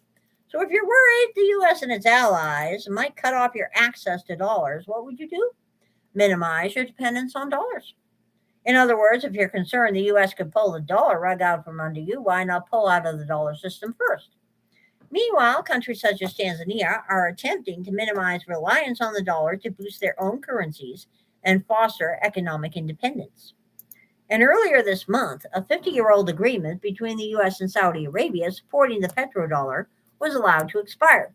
The end of the agreement doesn't mean Saudi Arabia will stop accepting dollars for oil. There are plenty of other influential players in the mix that will likely continue to rely on the greenback. But the expiration of the agreement opens the door for oil sales in other currencies, including the Chinese yuan. And as the Saudis move away from the dollar, other countries will likely follow suit. The rise of BRICS also undercut dollar dominance. BRICS is an economic cooperation bloc originally made up of Brazil, Russia, India, China, and South Africa. As of January 1st, 2024, the bloc expanded to include Saudi Arabia, Egypt, the United Arab Emirates, Iran, and Ethiopia. More than 40 other countries have expressed interest in BRICS membership. During the Montreal conference of the International Economic Forum of the Americas, 360 Strategic Advisors Limited managing director Ali Borhani bluntly pointed out people must recognize the world has changed. Half of the world population is in BRICS Plus. Two-thirds of the world trade happens in BRICS Plus. BRICS are adding 74 million consumers a year. That is 2 times Canada out of these markets. The largest buyers of energy and the largest sellers of energy happen to be in the global south and among BRICS. So we're looking at the rewiring of energy, finance, supply chain, and tech. None of this means the dollar is on the verge of collapse. but it could ultimately die the death of a million paper cuts. While the dollar likely will remain global reserve currency for the foreseeable future, after all, it's the cleanest dirty shirt in the laundry hamper. It's clear the world is moving toward a multipolar system with several currencies competing and sharing reserve roles. This will necessarily diminish the role of the dollar. Many analysts believe gold will have an increasingly important role in this multipolar world. After all, it's one of the most liquid monetary assets. It can easily be traded for any currency. It is in a report published by Kitco News, reporter Niels Christensen argues these geopolitical shifts and the erosion of the dollar make it easy to make a case for gold as a global currency. So it's not just China that's going to have to buy more gold. Nations around the world, especially those in emerging markets that have relied so heavily on the US dollar, will have to rebuild their gold reserves. Interesting that Tanzania is doing this. Now, Tanzania is not the only country in Africa that has tried not using dollars. One of the reasons countries do this, and it's the reason they don't like to talk about, is because their own money isn't worth squat. Zimbabwe is a good example of that one. Once they finally acknowledge that their own money isn't worth squat, they usually will allow US dollars back in so that people have something that they can have some confidence in while they rebuild trust in their own money. Zimbabwe is doing that by adding fractional gold and gold money, which is a good thing. It is very popular, as a matter of fact. Speaking of gold and silver, let's see what's going on with them today. Oh, come on, you silly thing. Gold is at $2,322.30, and silver is at $29.43, which is about 57 cents below the realistic floor for silver at the moment. Not unexpected, because there was some significant profit taking that happened and a whole lot of paper manipulation. At the moment, the paper to metals ratio is looking extraordinarily bizarre. That's about all the goddess can say about that one. But it will be interesting to see where things go over the next month or so. The Biden administration runs the biggest deficit of the year in May. The Biden administration ran the biggest monthly budget deficit of the year in May as it continues to spend money hand over fist. Federal spending overshot receipts by $347.13 billion with a B last month, despite a 5% increase in revenue, according to the monthly Treasury statement. The deficit was the largest ever recorded in May and was up 22% from the same period last year. Part of the big increase was due to $93 billion with a B in June payments that were pushed back into May because June 30th fell on a Saturday. Holy now. But even subtracting that amount out, the deficit was still $254 billion, the third largest shortfall so far in fiscal year 2024. The third, and we're only 6 months into it, just saying. The May deficit pushed the fiscal 2024 budget deficit to $1.2 trillion with a T, with 4 months remaining. The 2024 deficit is about 3% ahead of the shortfall during the same period last year. A lot of people like to blame America's fiscal deterioration on tax cuts. But revenues are up. The real problem is on the spending side of the ledger. Government receipts came in at $323.65 billion with a B in May, a 5% year-on-year increase. Year-to-date receipts totaled $3.29 trillion with a T, up 10% from the same period in fiscal 2023. To give you an idea how well the Treasury is doing, in April, Uncle Sam ran a surplus thanks to tax day. Tax receipts came in at $776.2 billion in April, a 22% increase over last year. But then there's the spending. The Biden administration blew through $670.78 billion in May, even subtracting the $93 billion in June entitlement payments pushed back into May. Uncle Sam still spent well over $500 billion. Trillion with a T. Very, very scary pie charts ensue. Okay? Through the first 7 months of fiscal 2024, the federal government has blown through a staggering $4.49 trillion with a T. That's up 8% over the same period last year. And there's no end to the spending in sight. Outlays continue to increase despite the pretend spending cuts and promises from the Biden administration that it would save hundreds of billions with the debt ceiling deal, aka the misnamed Fiscal Responsibility Act. This reveals the ugly truth. No matter what you hear about spending cuts in Washington, D.C., the federal government always finds new reasons to spend more and more money. Whether it's a disaster, an emergency, somebody else's war, the spending train never reaches the station. The problem isn't specific to Biden or Democrats in general. Boy, that's true. That's because they're all the same party and they ain't on our side. Okay. The Trump administration was running $1 trillion deficits before the pandemic. In other words, Trump was generating Obama-esque deficits despite having what he claimed was the strongest economy in history. And the goddess has to agree with that. We cannot tolerate Biden coming back into office. But, that doesn't mean that Trump is a saint any more than Ronald Reagan was a saint, okay? Just saying. Borrowing and spending is a bipartisan sport. Well, that's because there aren't two parties. There's one party. And that party is not on our side, okay? The problem is the only way to whittle down spending would be to address the biggest outlays: entitlements, national defense, and interest on the debt. Congress lacks the political will to cut defense. Absolutely. Or reform Social Security and Medicare. Absolutely. And it can't do anything about the interest on the debt other than lower the debt, which ain't happening. Speaking of debt, the massive monthly budget shortfalls are pushing it higher at a dizzying pace. On December 29th, the national debt eclipsed $34 trillion for the first time. December 29th. You may notice it's about to hit 35. When Congress effectively eliminated the debt ceiling June 5th, the national debt stood at a mere $31.46 trillion with a T. As of June 13th, the national debt stood at over $34.68 trillion with a T. But the debt doesn't matter.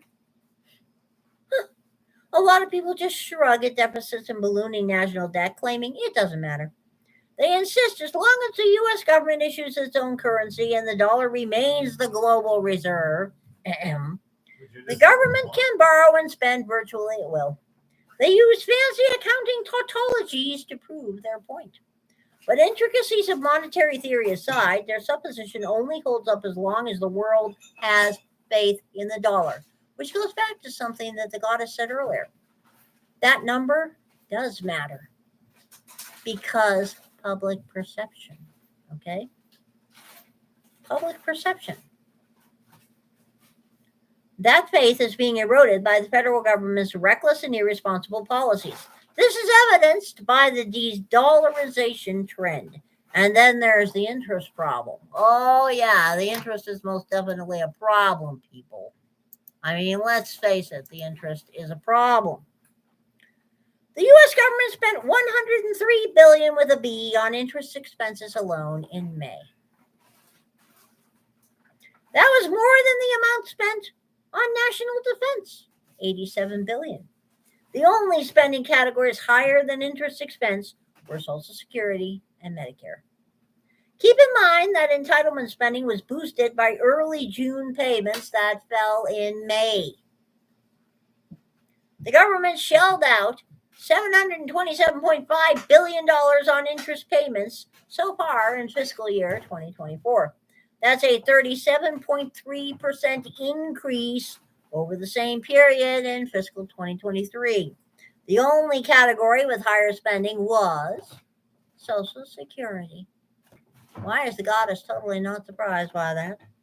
Net interest expense, including intra-governmental transfers to trust funds, was $601 billion through the 7 months of the fiscal year. Net interest expense for the year has now eclipsed the outlays for national defense, $576 billion. To put this in a different perspective, the federal government is spending over 1/3 of its tax receipts, the gross, not the net, on interest expense alone. And interest expense will only continue to climb. Much of the debt currently on the books was financed at very low rates before the Federal Reserve started its hiking cycle. Every month, some of that super low yielding paper matures and has to be replaced by bonds yielding at much higher rates. Anybody who says deficits don't matter is deluded. And the only way out of this fiscal death spiral is significant spending cuts and or major tax hikes. I won't hold my breath on that. Yeah. So,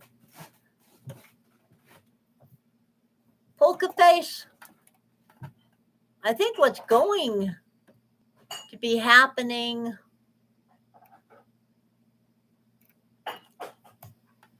with gold and silver prices, we have actually set a new realistic floor for silver at $30. We now have a new realistic floor for gold at $2,300. Every once in a while, the numbers are going to go a little bit below that due to paper manipulation, profit taking, etc. But those are our new floors. I am fairly confident that by around election time, the realistic floor for silver may have gone up as much as another $3. The realistic floor for gold may well hit $2,400 by that point. The problem that we're having right now is there's a large number of institutions that, for totally different reasons, cannot afford price discovery. They can't afford metals to cost what metals actually cost. So things are continuing to be squeezed and compressed, and that is going to start resulting in more and more miners having to scale back, having to put things into maintenance, care and maintenance, having to adjust downward their expectations for the year. Because contrary to popular belief, mining companies don't have like an overwhelmingly huge profit margin here.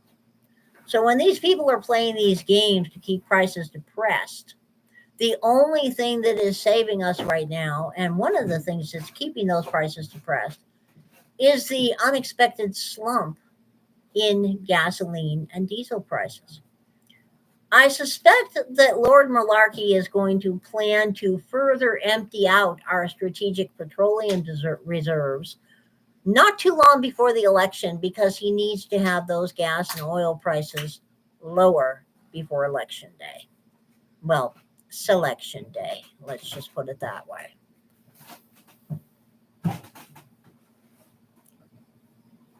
But that is, we now have realistic floors, and at some point there will be discovery because the metals are needed. The metals aren't just kind of sitting around. The metals are needed, which means you have to pay the price that it takes to get them at some point. When that point happens is anybody's guess.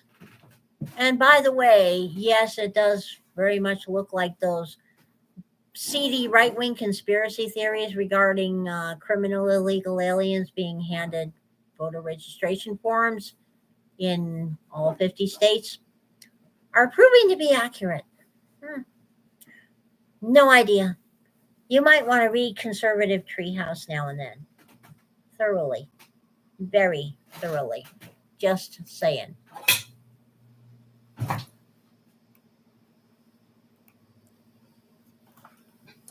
I mean, it's just one of those things. Oh, and egg prices are on the rise again, so you might want to make sure you're well stocked up on those. The goddess does not believe in pronouns. Okay, there are that is a bunch of absolute and complete nonsense as far as the goddess is concerned. Now, in other news, yes, egg prices are on the rise. It looks like for the moment, gas prices will continue to be held down in many places. I don't expect that to last beyond midsummer.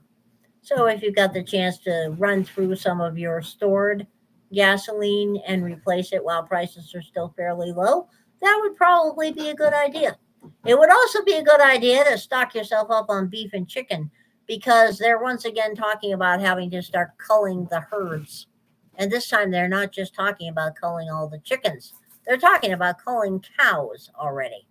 This is a very bad thing because apparently the new improved and utterly unprecedented strain of bird flu is like going to kill us all several times over, even worse than COVID, that kind of thing. Oh, but don't worry, the vaccines are right on schedule. And since people seem to be showing some vaccine hesitancy for some bizarre and unaccountable reason, the vaccines may actually be rolled into other vaccines that people have been taking without thinking about it for a while, like shingles or flu or things of that nature.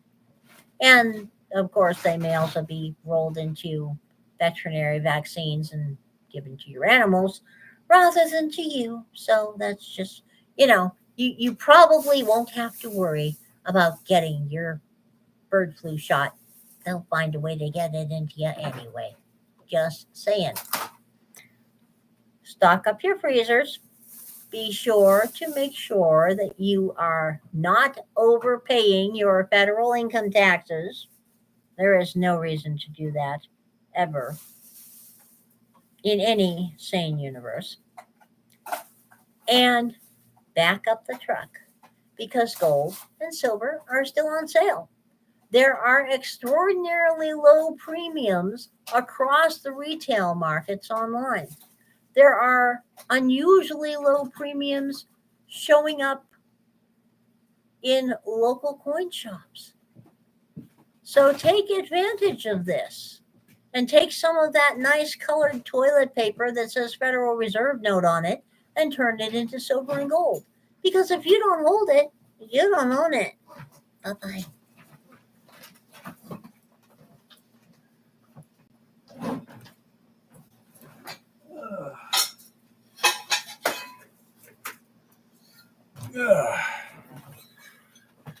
Hello, folks. Yeah, I can't read the comments, so you should have been over there. Oh, I'm sorry. Everybody was having a nice, rollicking.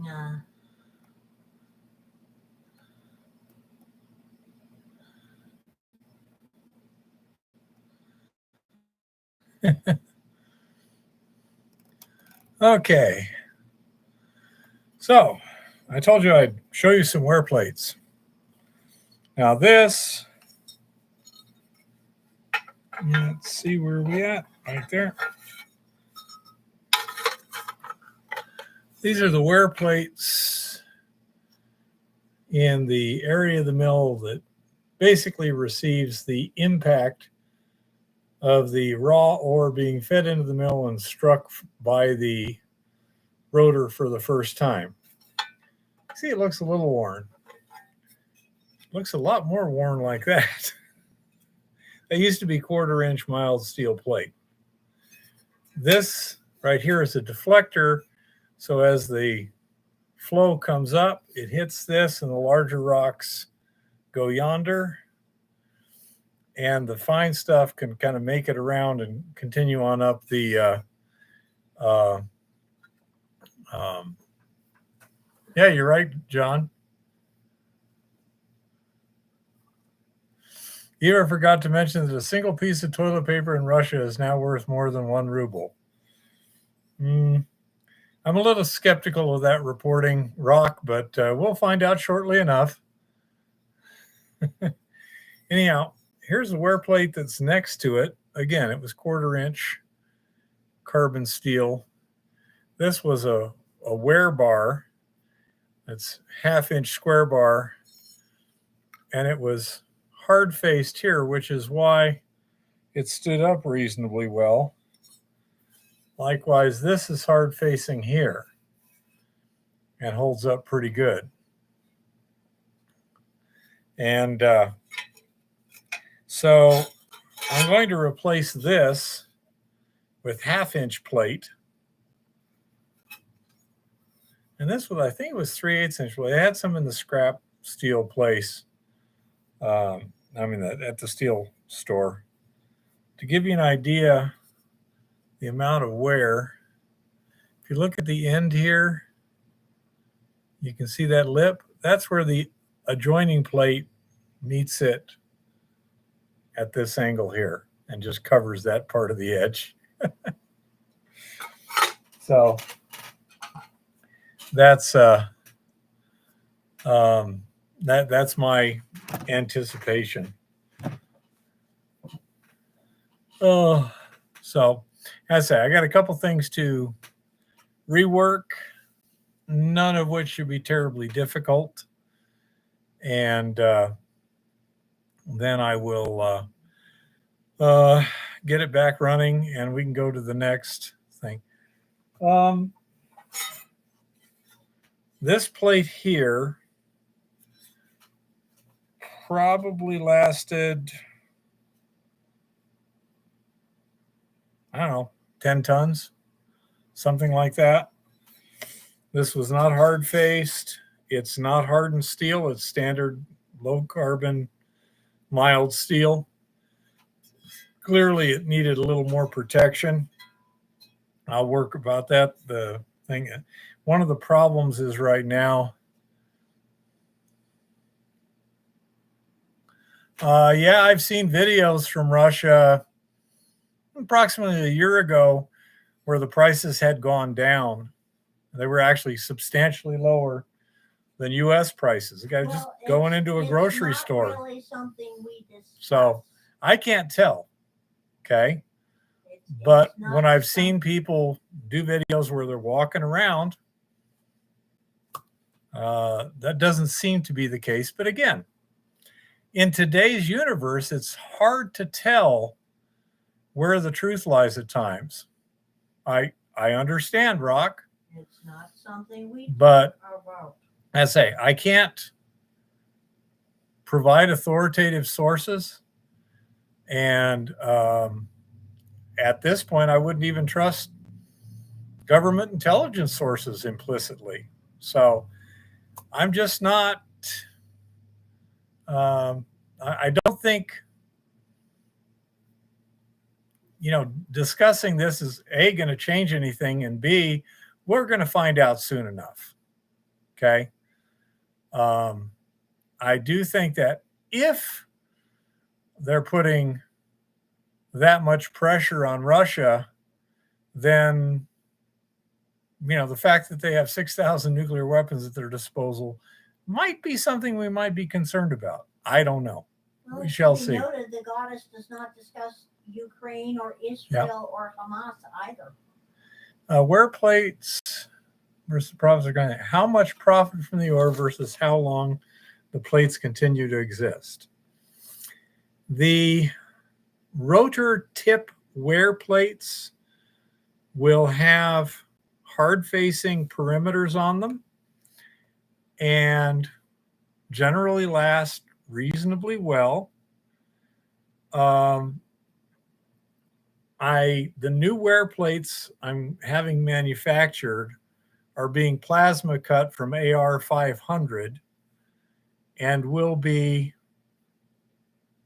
let's say, hard face on the perimeter. As soon as assuming they don't wear through, which takes quite a while, I'm anticipating the cost at approximately, let's see, $150 for the plasma cutting and setup.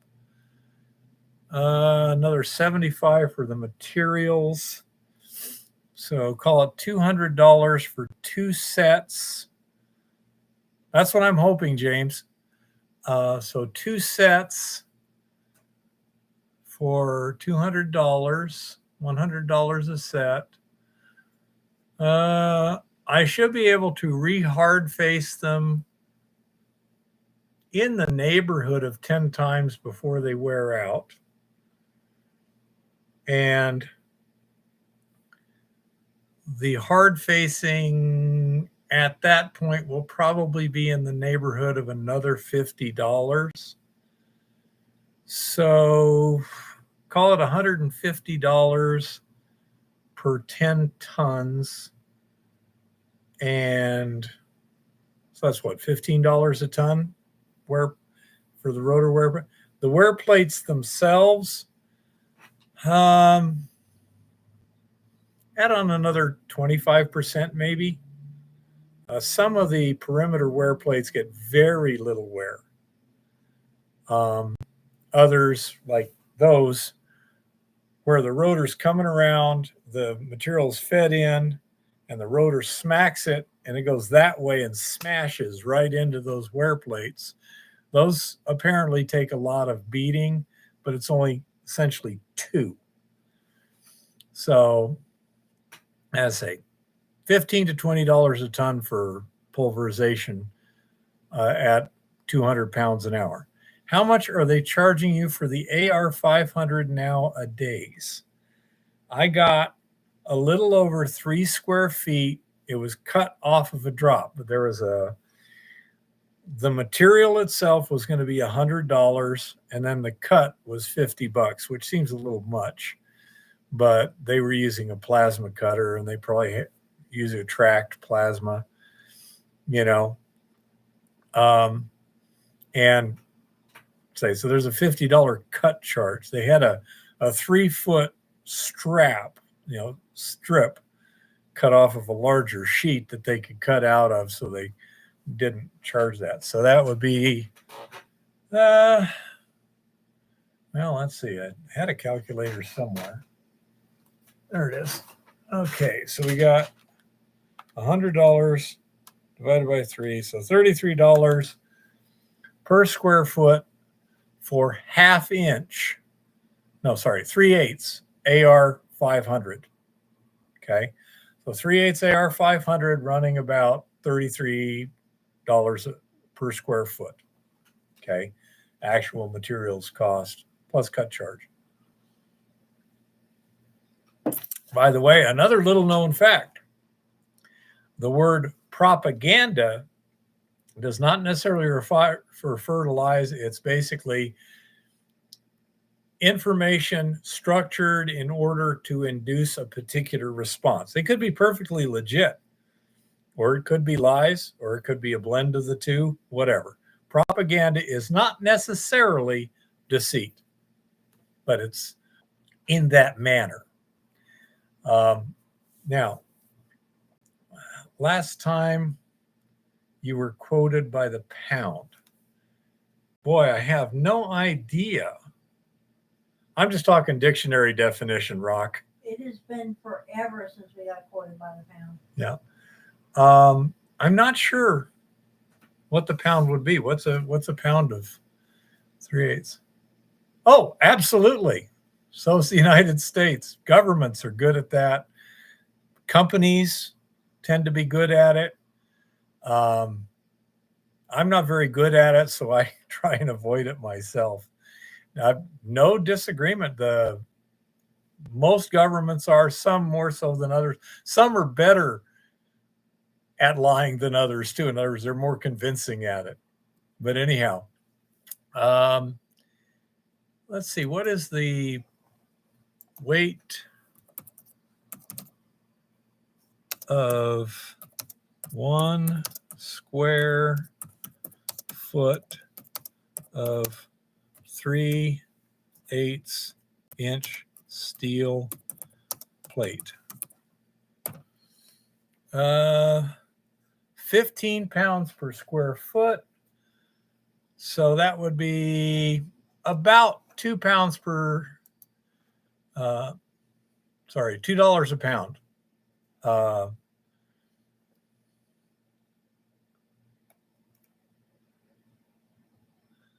Let's see. So, Honey Bunny, call it $2 a pound for a 3/8 inch plate. Okay. While Eva was doing her thing, I did take a look at that report, Rock. I sent you a response. I don't think those are drill pads. Those are mines. I can be pretty confident of that because you can see them from a distance. Yeah, it's an interesting network of roads, but that's because it's a fairly steep hillside, I think. But those are more dumps than drill pads. You know, they were asking $1 per pound for air, 400. And, yeah, so that was a better price than what I was getting.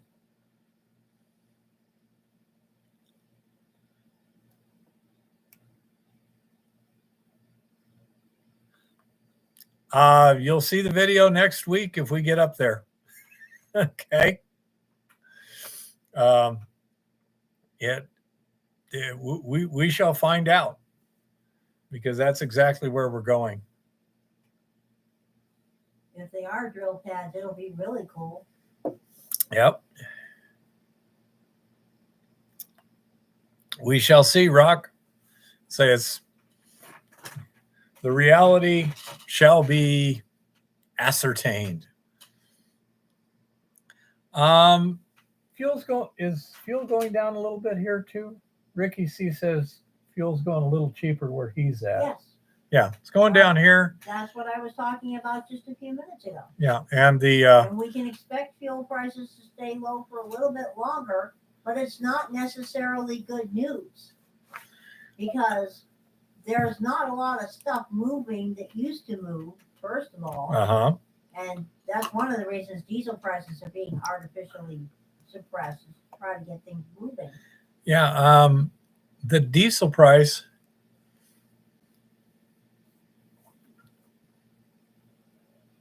Yeah, there's those things go down the hillside 100 or more feet, Rock. Well, say you will get to see exactly what it is. And I've never been there. Visual, I can look up at them, but that's what it looks like to me.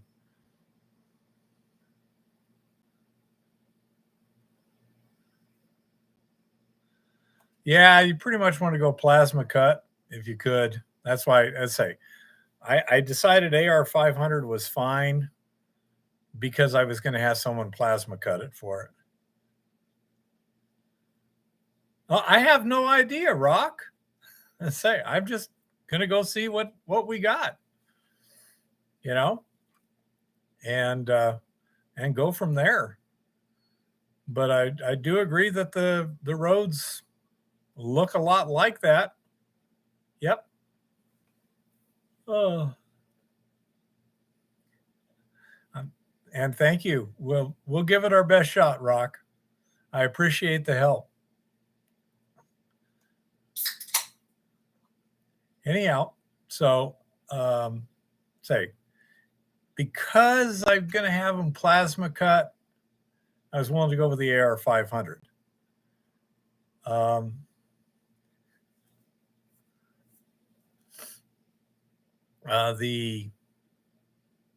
I would have been very hesitant to do that if I was not going to have someone else plasma cut it, you know?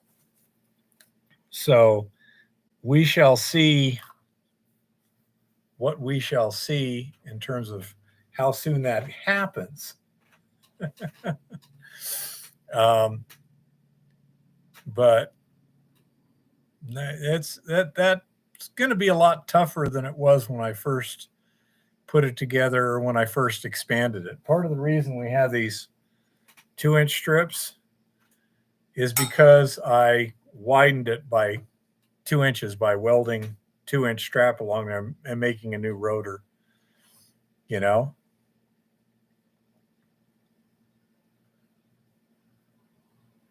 I think Lauren also said that you really need to have like an air dryer for those too, you know, the little filter dryer thing to keep the plasma cutter working more reliably and the tips for longer and stuff. I don't know. Okay. It's just one of those dealios, or we shall see. But it's definitely um, everything like that is trickier than it, you know, it looks like just watching it.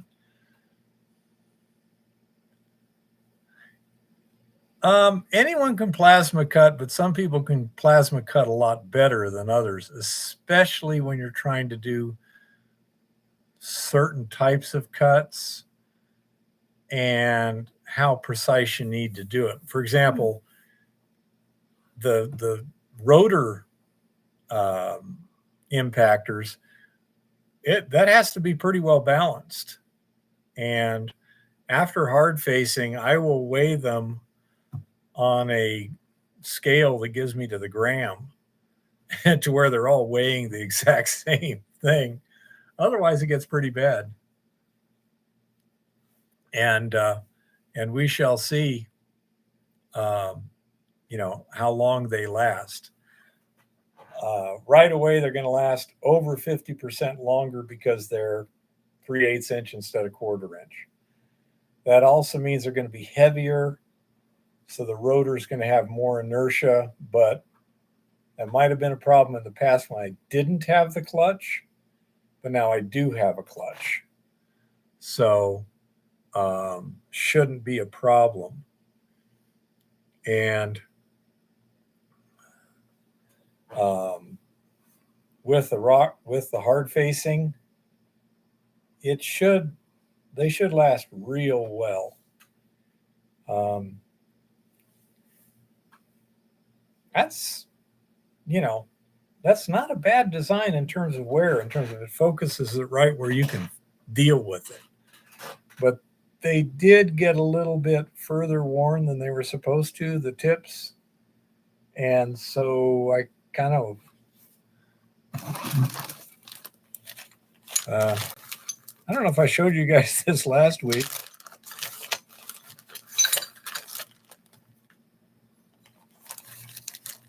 Let's see. This one looks a little.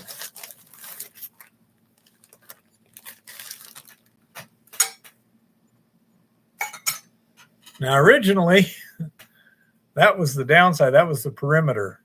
As you can see, the rotor itself took a little bit of wear. These are designed to flip, so just go like this, and I was able to finish off the tank full with, and this hard facing never worn through. No, the tolerances are not close, Rick. It's like,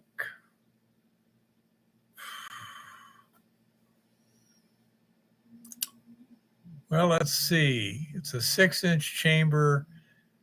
Overall, about 1/8 of an inch on each side, full width before it's worn and before the other parts are worn. And I think I designed in a 1/4 inch clearance at the tips as the rotor spins around to clear these. These wear bars here. Let's try and get this where you can see it. I believe this right there was a 1/4 inch gap, was where I designed it. I don't want real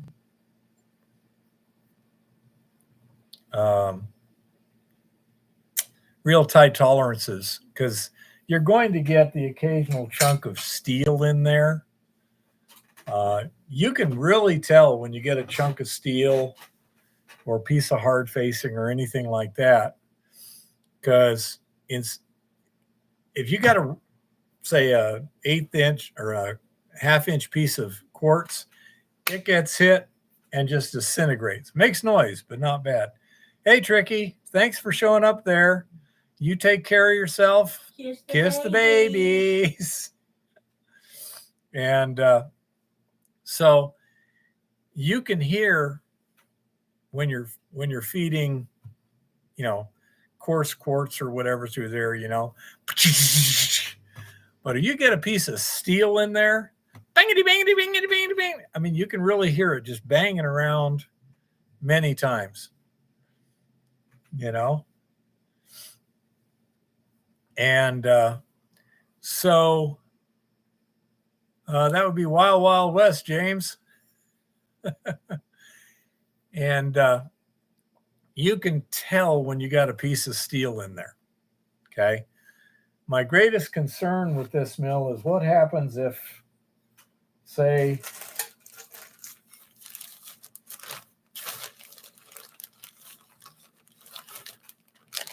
one of these bolts gets loose in there. Because now all of a sudden you don't have a 1/4 inch gap there. And you may have a real interesting situation. I would prefer to avoid those. That's why I use all metal friction nuts on these bolts. Now, as you might be able to see, this nut is more than a little bit worn. But the threads aren't. And so I've got it like this in the rotor for now, with this as the lead. Boy, it's hard to see. This is the leading edge. So as it's moving along, the nut wears out, and then you just replace the nuts. They're cheaper than bolts. Depending on the situation, I might go the other way. But so far, that seems to work pretty well because the nuts seem to last about as long as the time period. Well, a couple of changes on those things, because you take the impactor and wear the hard face out, flip it over, wear the hard face out. By then, just change the nuts. When you put it back in, you be good. It keeps going. And yep, the iron is really easy to remove. As a matter of fact, we are setting up the wet magnetic separator that not old, but young, Coulter Young gave us free and for nothing, so that the sluice concentrates. I use an all steel friction nut. I don't know how well thread locker would work under that vibration, but I'm pretty confident that an all steel friction nut is not going to turn loose anytime soon. I have not had any issues to this point. No loose nuts, just one missing one. But the all steel, I think they call them lock nuts, technically. The nylon friction nut and the steel lock nut. But the threads have a certain distortion precisely put in them so that they will take a certain amount of torque just to move. And it seems to work pretty well. We're going to be working on that magnetic separator and see how well that works. We did all the checks, like Rock suggested I check the hose up to the top, see how much is in that. And so I took the mill, put a catch basin under it, washed out the hose down into the mill, then washed out the mill. We had surprisingly little gold in there, as they wear. say typically they will last 2 or 3 rearrangements of the wear parts. Okay. And depends on exactly which nuts you're looking at, but they're reasonably durable. Don't they? Haven't seen it happen yet. I mean, I torque them down also. Plus, when you got dirt and vibration, the dirt tends to work its way in. I'm having more problems with nuts that are having difficulty coming off. It's occasional, and I hate to use,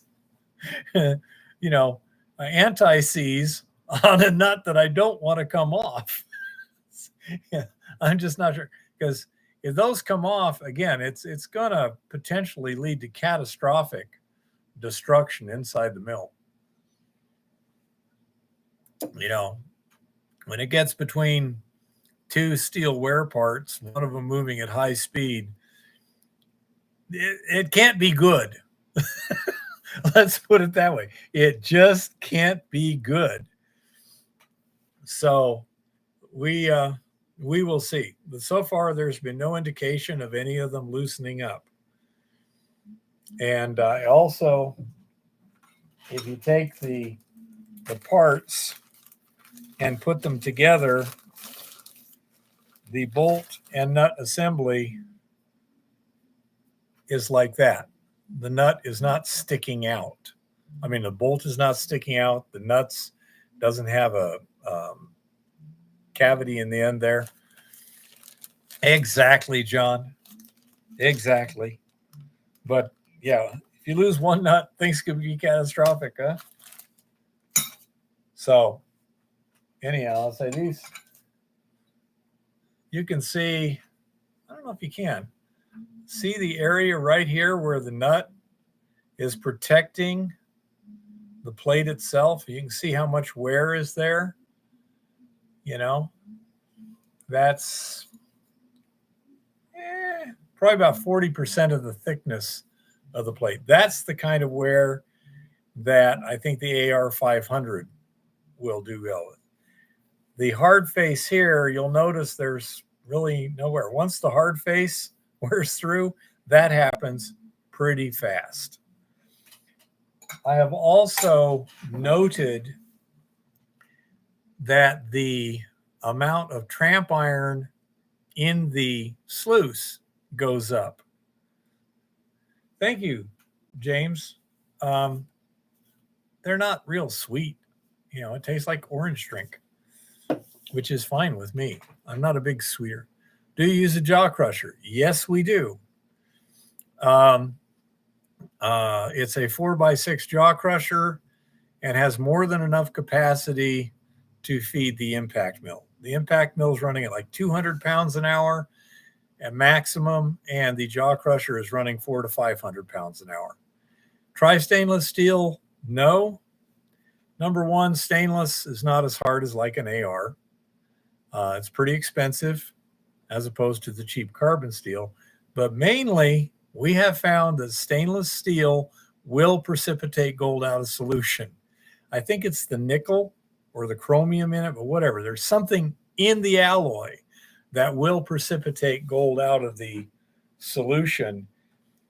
And you don't want to throw a finely divided metal that will precipitate the gold out of your solution into your solution.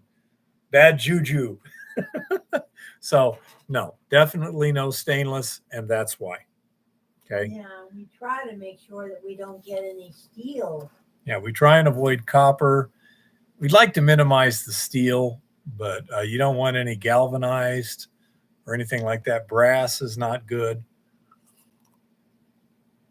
We seem to be getting a little bit of native copper in these last batches.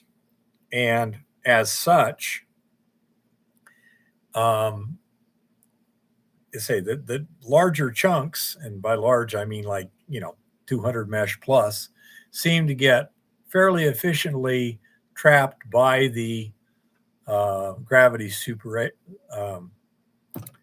separation, so that they're not being exposed to the leach solution for any length of time, which is a good thing. Plus, when they're in the cons, then they wind up being digested, and anything that was on them winds up in the smelt. Not too much, David, just the right amount. But that's why we try and avoid that. By the way, if Rock is still here, what is the indication of the native copper that we seem to be seeing? I presume that would be consistent with being transitioning into a lower temperature of the geothermal system, which would make sense because it's the same area as the boiling solution textures.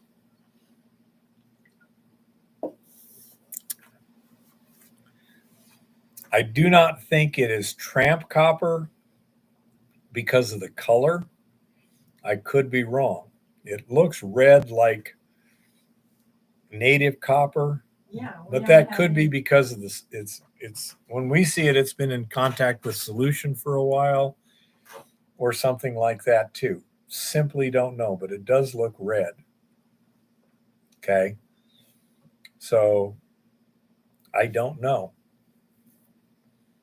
And I say we shall see in the long run how much copper and where and things like this. So far, it's been very close to surface, so it could easily be contamination by human sources. This is not something that has been mined directly from bedrock. There is copper wire around there. Yeah, so it could be contamination, and the color may be an artifact.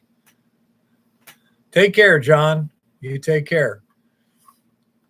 So I say, I don't know. But yeah, you want to be very careful with any metal in contact with your solution. Many of them will precipitate the gold, and that's a bad thing. It looks like iron or steel can also precipitate some silver from the EcoGold X solution. We haven't seen it before, but it looks like we're seeing it now. This stuff has it looks like from various indications, solution assays, this and that we're probably running pretty close to 50-50 gold, silver in the host ore, in the original ore in place, or rock in place, not necessarily ore. Which, just gives us a lot more silver in solution than we've had before. And we see indications that even steel is precipitating that. So it complicates life when you go to leaching. Gravity is a lot simpler. It is nice getting a pretty good percentage gravity, and especially something as simple, as cheap, and as scalable as a sluice. That is very nice. And the next test, it's already set up. They've been placed. The Gold Hog mat and the VDR mat have been swapped places, so that the Gold Hog mat will now get the first shot at everything out of the sawtooth, and the VDR will be the scavenging mat. That'll be a good test to see if there's a substantial difference between the two. So far, the VDR has always had more gold in it and coarser gold, but it may just be getting it before the Gold Hog has a chance. It's not a fair test. By swapping it around, we'll see what happens. Wet grinding, is it impact milling or ball milling, Ricky? Those apparently have substantially different effects on the metallic gold particles. One thing that's been working very well with this, the impact mill is coming out with little balls. Under magnification, you can see virtually everything is little balls. It's sweet. As it bounces around inside the mill, it gets condensed into a sphere as opposed to like in a ball mill smashed into a flake. He just loves bragging about all his balls. Well, what can I say? They are precious metal. But anyhow, so I say you can wet grind impact also, but then you'd also have to wet classify. The way I'm doing it, all the classification, transportation, and everything is all done automatically. I do not know what would happen if I tried grinding it wet and blowing it up the tube. Have no idea. I know that mill is specifically designed so you can take the housing off, rotate it 180 degrees, and blow it down out of the mill if you needed to go wet, but then you would be going to a wet gravity concentration. A wet classification.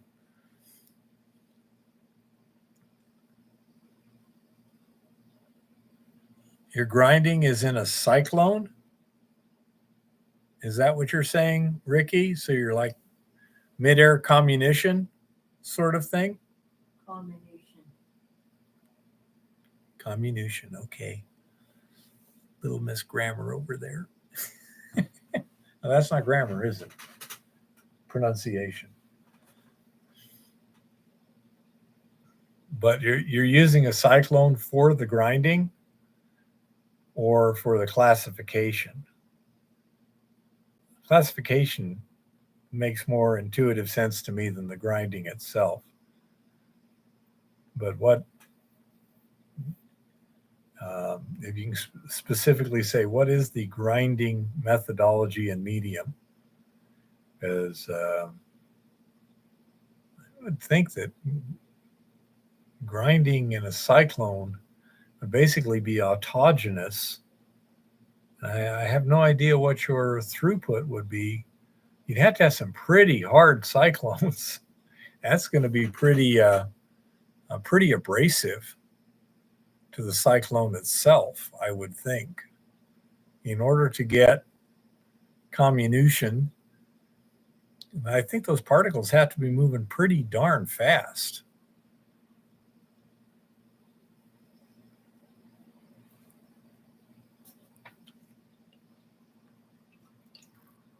Whereas for classification, cyclones are a snap. That's a pretty common thing.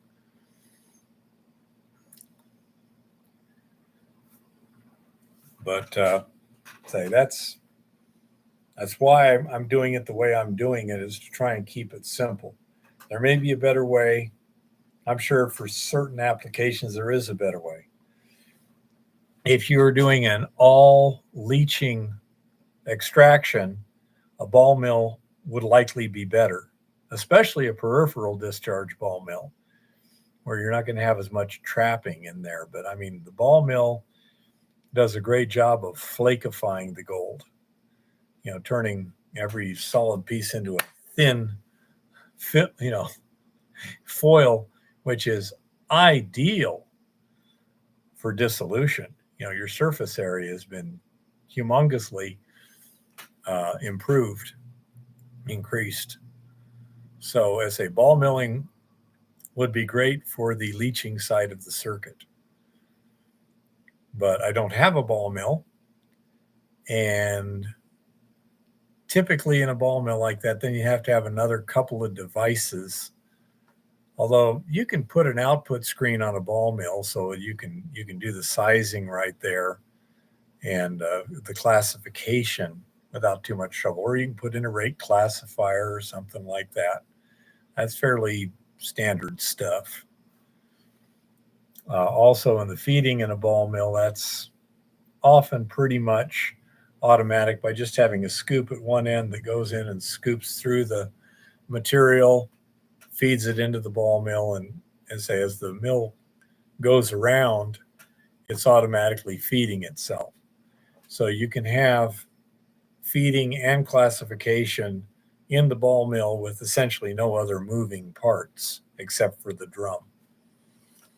So that's good. But again, you still have the size issue. It's going to be bigger and heavier. Any other questions, comments, or anything like that?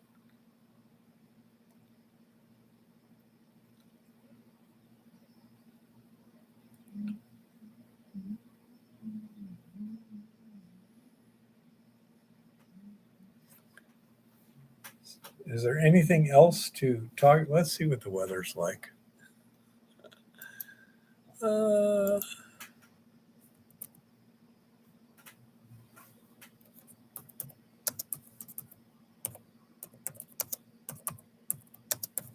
Can we see our side of the top of the hill from anywhere on the road down here? Road down where? Anywhere around town, like on the way to Lauren's house or whatever. Yeah. When it's clear and the clouds are up and things like that, yes, we can definitely see it. I expect it to be white. By Thursday, we shall see. Also, it's now saying Friday, there may be precipitafication. 35% in the afternoon. I think that's isolated thunderstorms, though. So that's not too bad. We can deal with that. Exactly, David.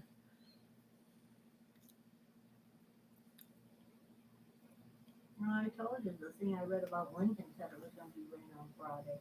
Yeah. Not that familiar with, well, first of all, I'm not sure if you're talking the ball mill or the impact mill. And the impact mill, it doesn't seem to make. And basically, if you start throwing in too much, it just bogs it down. It doesn't really seem to cause much difference to the bearings. It's already screened a 1/2 inch minus, and that seems to turn it into a bunch of minor shock loads, vibration more than anything else.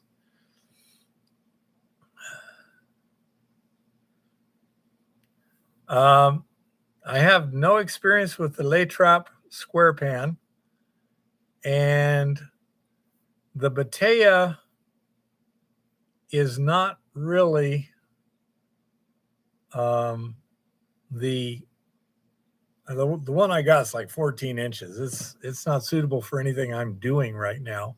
I got it so that I can use it for trying on plaster and stuff. If anyone knows like a little 10-inch Batea, that might be cool. If you're putting in some heavy, will the bearings suffer? So heavy metal. If you were to throw a big chunk of metal in there somehow, you're going to have a problem, not because of the bearings, but because the clearance between the rotor and the wear bars on the perimeter wear plates is not going to be big enough. And it's going to be the old immovable object and the irresistible force thing. And steel is going to fail, in my opinion. It's going to get real ugly real fast. And I have no idea what the we don't want to find out what the consequences we don't would want to be. find out what happens I agree. if anything gets jammed. I don't want to find out. One thing is the jaw crusher itself, if a decent sized chunk of steel were to get in, you're trying to feed it through the jaw crusher, it'll jam the jaws. It's got fairly tight clearance there. So if you were to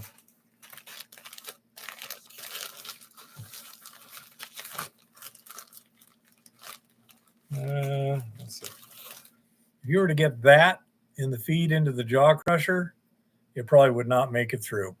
It would just stop it. And I know that you can stop the jaw crusher without damage. And what it does, the belt slips. They built that RC46 pretty robustly. They tested it by dropping a sledgehammer head in there, like a 2-pound hammerhead. And he said it took him like 3 or 4 times before it actually stopped. The other times it threw it about 30 feet up in the air and they had to duck. And yeah, I said, I can see that. In my case, because I've got that jaw crusher, I don't think I'm going to have too much trouble. You can, of course, always pull out steel easily. Native copper, again, if you had a decent sized chunk of native copper, it's probably going to sit there in the jaw crusher and just not want to get through. I don't know if it would jam it or not. If it was big enough, I'm sure it would. But I'm not sure how it would work. That's an interesting question to which I do not have an answer. We'll be happy to test it out if we got a piece of native copper big enough. Yeah. I suspect you're right, David.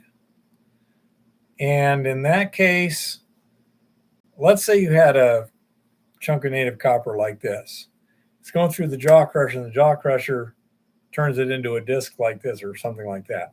That's not going to fit through the 1/2-inch grizzly on the impact mill. And you'd probably see it anyway, but even if you didn't, say that's what the grizzly on the impact mill is for. Keep out anything over 1/2 inch. So it seems unlikely it would ever make it into it. We had more trouble with Galena. The Galena was soft enough to squish instead of break, huh? Yeah, that could be a problem. Crushers don't work well with squishy stuff. I notice with the jaw crusher, damp, fine material will tend to just pack. And so it can't feed and it causes problems. That's one reason I screen it to 1/2 inch minus before I put it in the jaw crusher. Okay, so you're using a ball mill. Okay, so that's going to have different characteristics.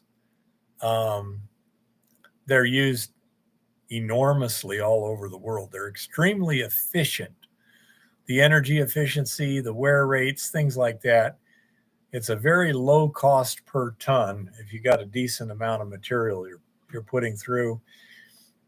It also will tend to create a product where the particles all tend to have about the same settling velocity, which is ideal for flotation, which is, I don't know, but it would seem to me that flotation may be the most common by tons run through it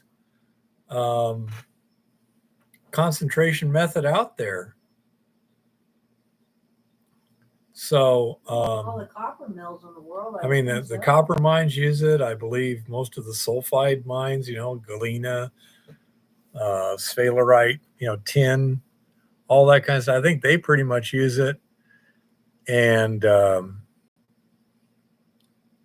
you can even float non-metallic and non-sulfide stuff with the right stuff. I mean, there's a lot of advantages to ball mills in certain operations. Absolutely. The big problem from my micro standpoint, and I mean, I'm doing basically what most mining companies would consider laboratory scale, large laboratory scale.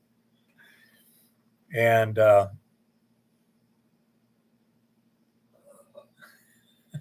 yeah, that will do it, Jeff. Yep, you don't want any steel in your belts, because that's exactly what will happen. But let's say the ball mill does fine for most operations in terms of producing power. It's very efficient. Mine is lighter, much more portable, and pretty easy to build, and gives me a fine grind with classification and transportation built into it. I certainly do not claim it's the best way to do it in all circumstances. I think on a micro scale, it's a pretty good methodology. Okay. But I will, as a caveat, on a micro scale, if you're on a big production scale, the equations change dramatically. And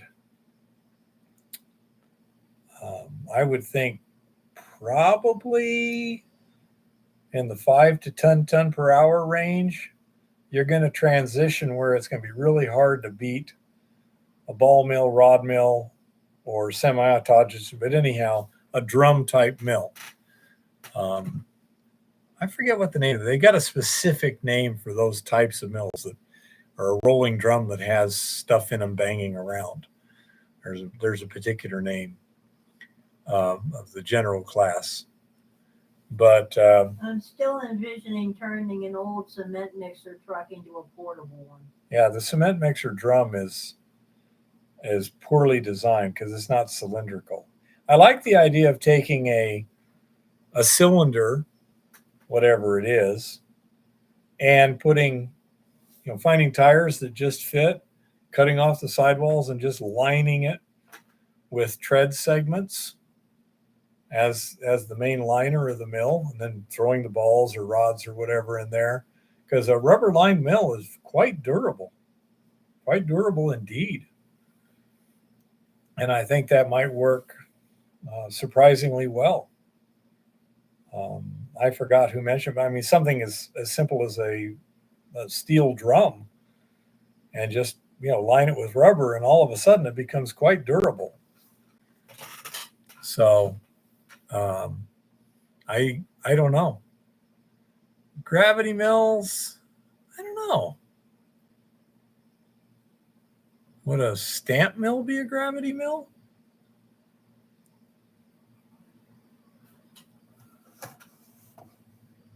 Let's see if Google has any idea. What classification of device is a ball mill?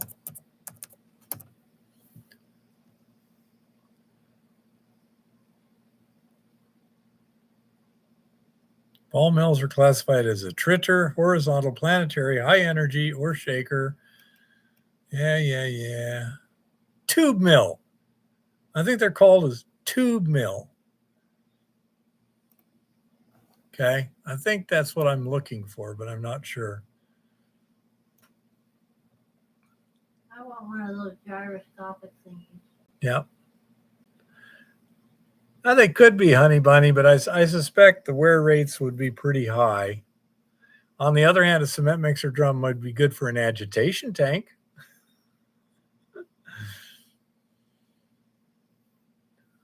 So I think they're called tube mills. I think that was the thing I was looking at.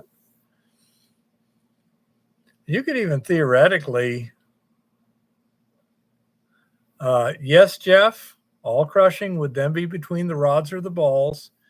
The rubber lasts a lot longer. All the big industrial mills now are rubber lined, okay, because the lining just lasts a lot longer. It's hugely expensive to stop your big 3,000 ton an hour ball mill for a week to pull all the liners out and replace them. I mean, think about it. You got to get all the balls out, everything else out, cut or undo all the bolts that hold all this stuff in, pull all those liners out, and then put new ones in.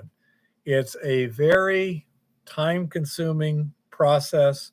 The liners themselves are not cheap, okay? And so they have found that rubber liners are superior to a straight steel liner. Absolutely. Seems strange, but think about driving down the road with steel wheels instead of rubber tires. How long would the wheels last? Plus you get a sucky ride and traction. But I mean, just think of the wear rate. You've seen these chases where somebody loses a tire, and how long is it before, they're just grinding the hub? What type of rubber? I believe it's just a standard type of rubber, nothing special. I mean, like the kind you have in tires or belts or things like that. But with to any greater degree of specificity, I have no idea. Okay.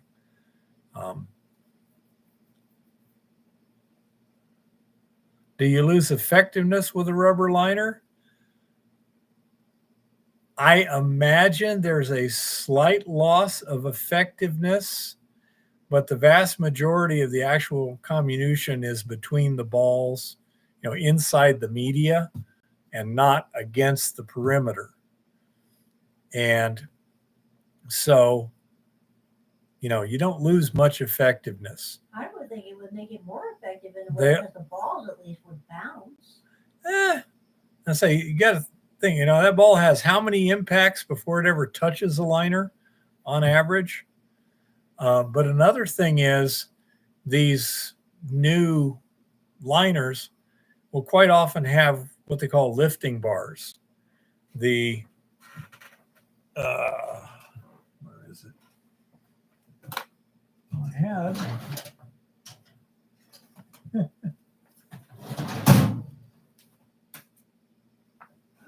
There it is.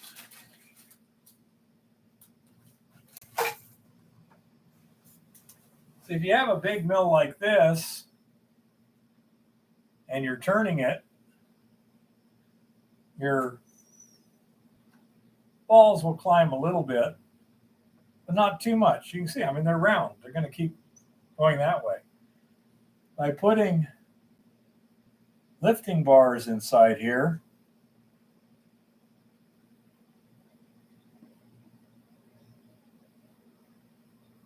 then this slope becomes much steeper. And your balls cascade farther and faster.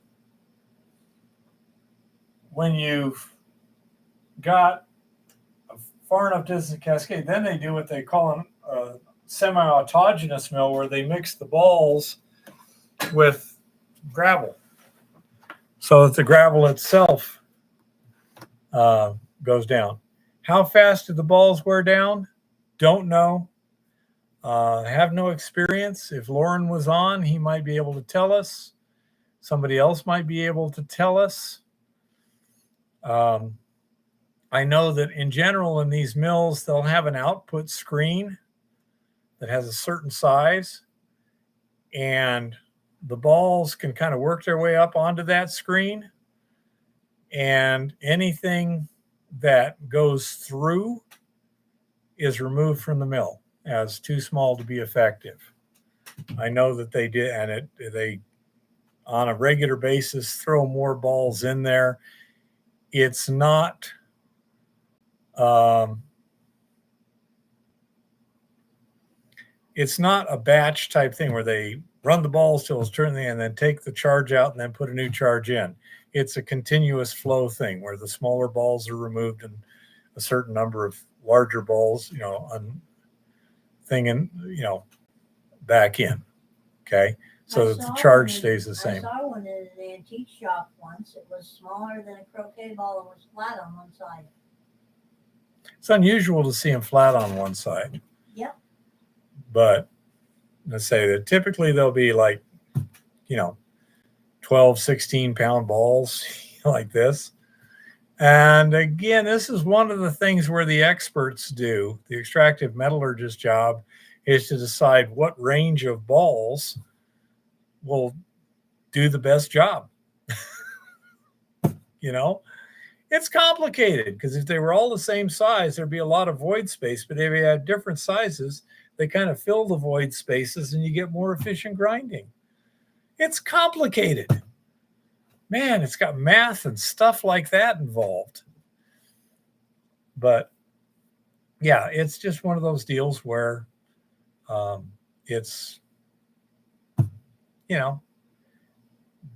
been happening for well over a century. They really understand tube mills quite well at this point. And the experts can tell you with this kind of rock and this kind of mill with this is exactly what's going to happen. And they'll get it pretty damn close without ever running any tests.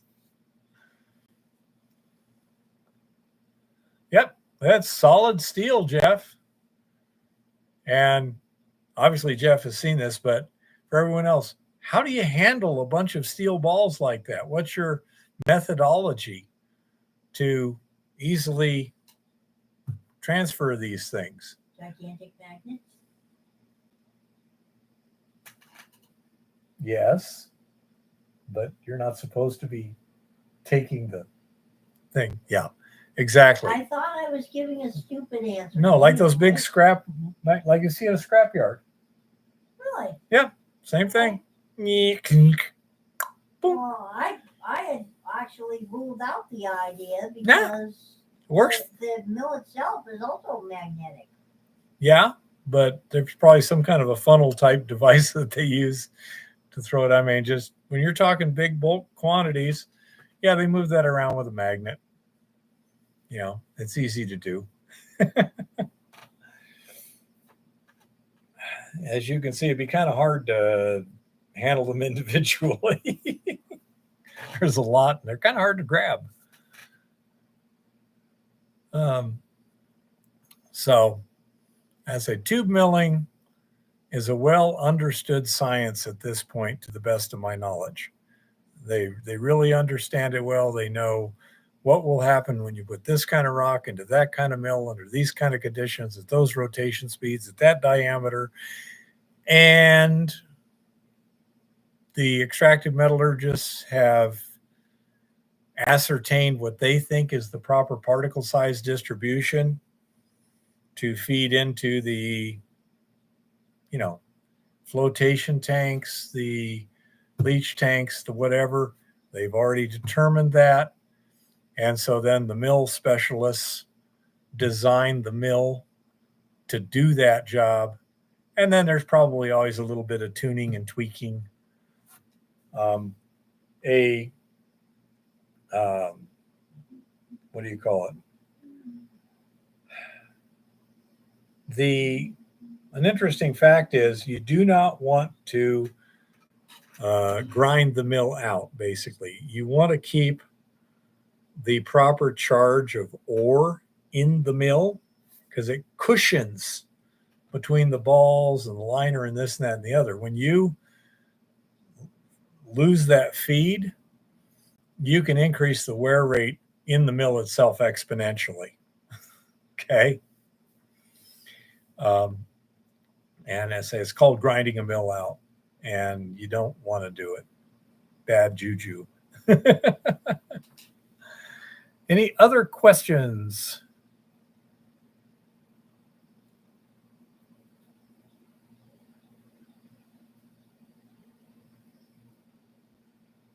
And David, when you small ball mill to put on a little trailer, you can build a small mill to put on a trailer. It's going to weigh a half a ton.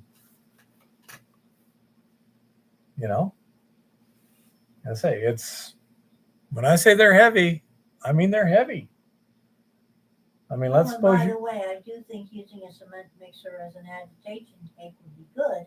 But what would we line the cement mixer with to keep the metal inside from being worked on by the? Okay. You just let it. Sooner or later it's going to wear out. You could spray a rubber coating in there if you wanted. I just didn't want the metal contaminating my leach solution. And you probably ought to get a leach chemistry that doesn't care about the metal. I say cyanide used carbon steel all over the place. Will it dissolve it some? Yeah. Enough to matter a huge amount? No. Any other questions or subjects or anything like that?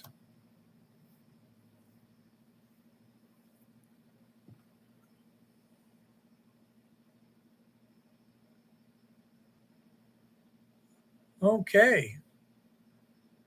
Well, in that case, I guess I am going to call it a night then. Good night, everybody. And hope the weather doesn't I hope it doesn't snow too much on the hill and that it melts real quick. So we can get you some interesting stuff this weekend. Y'all take care. Go ahead, Honey Bunny, if you're still here. So I say we will be up in the hills if at all possible, doing some stuff and checking things out and going from there.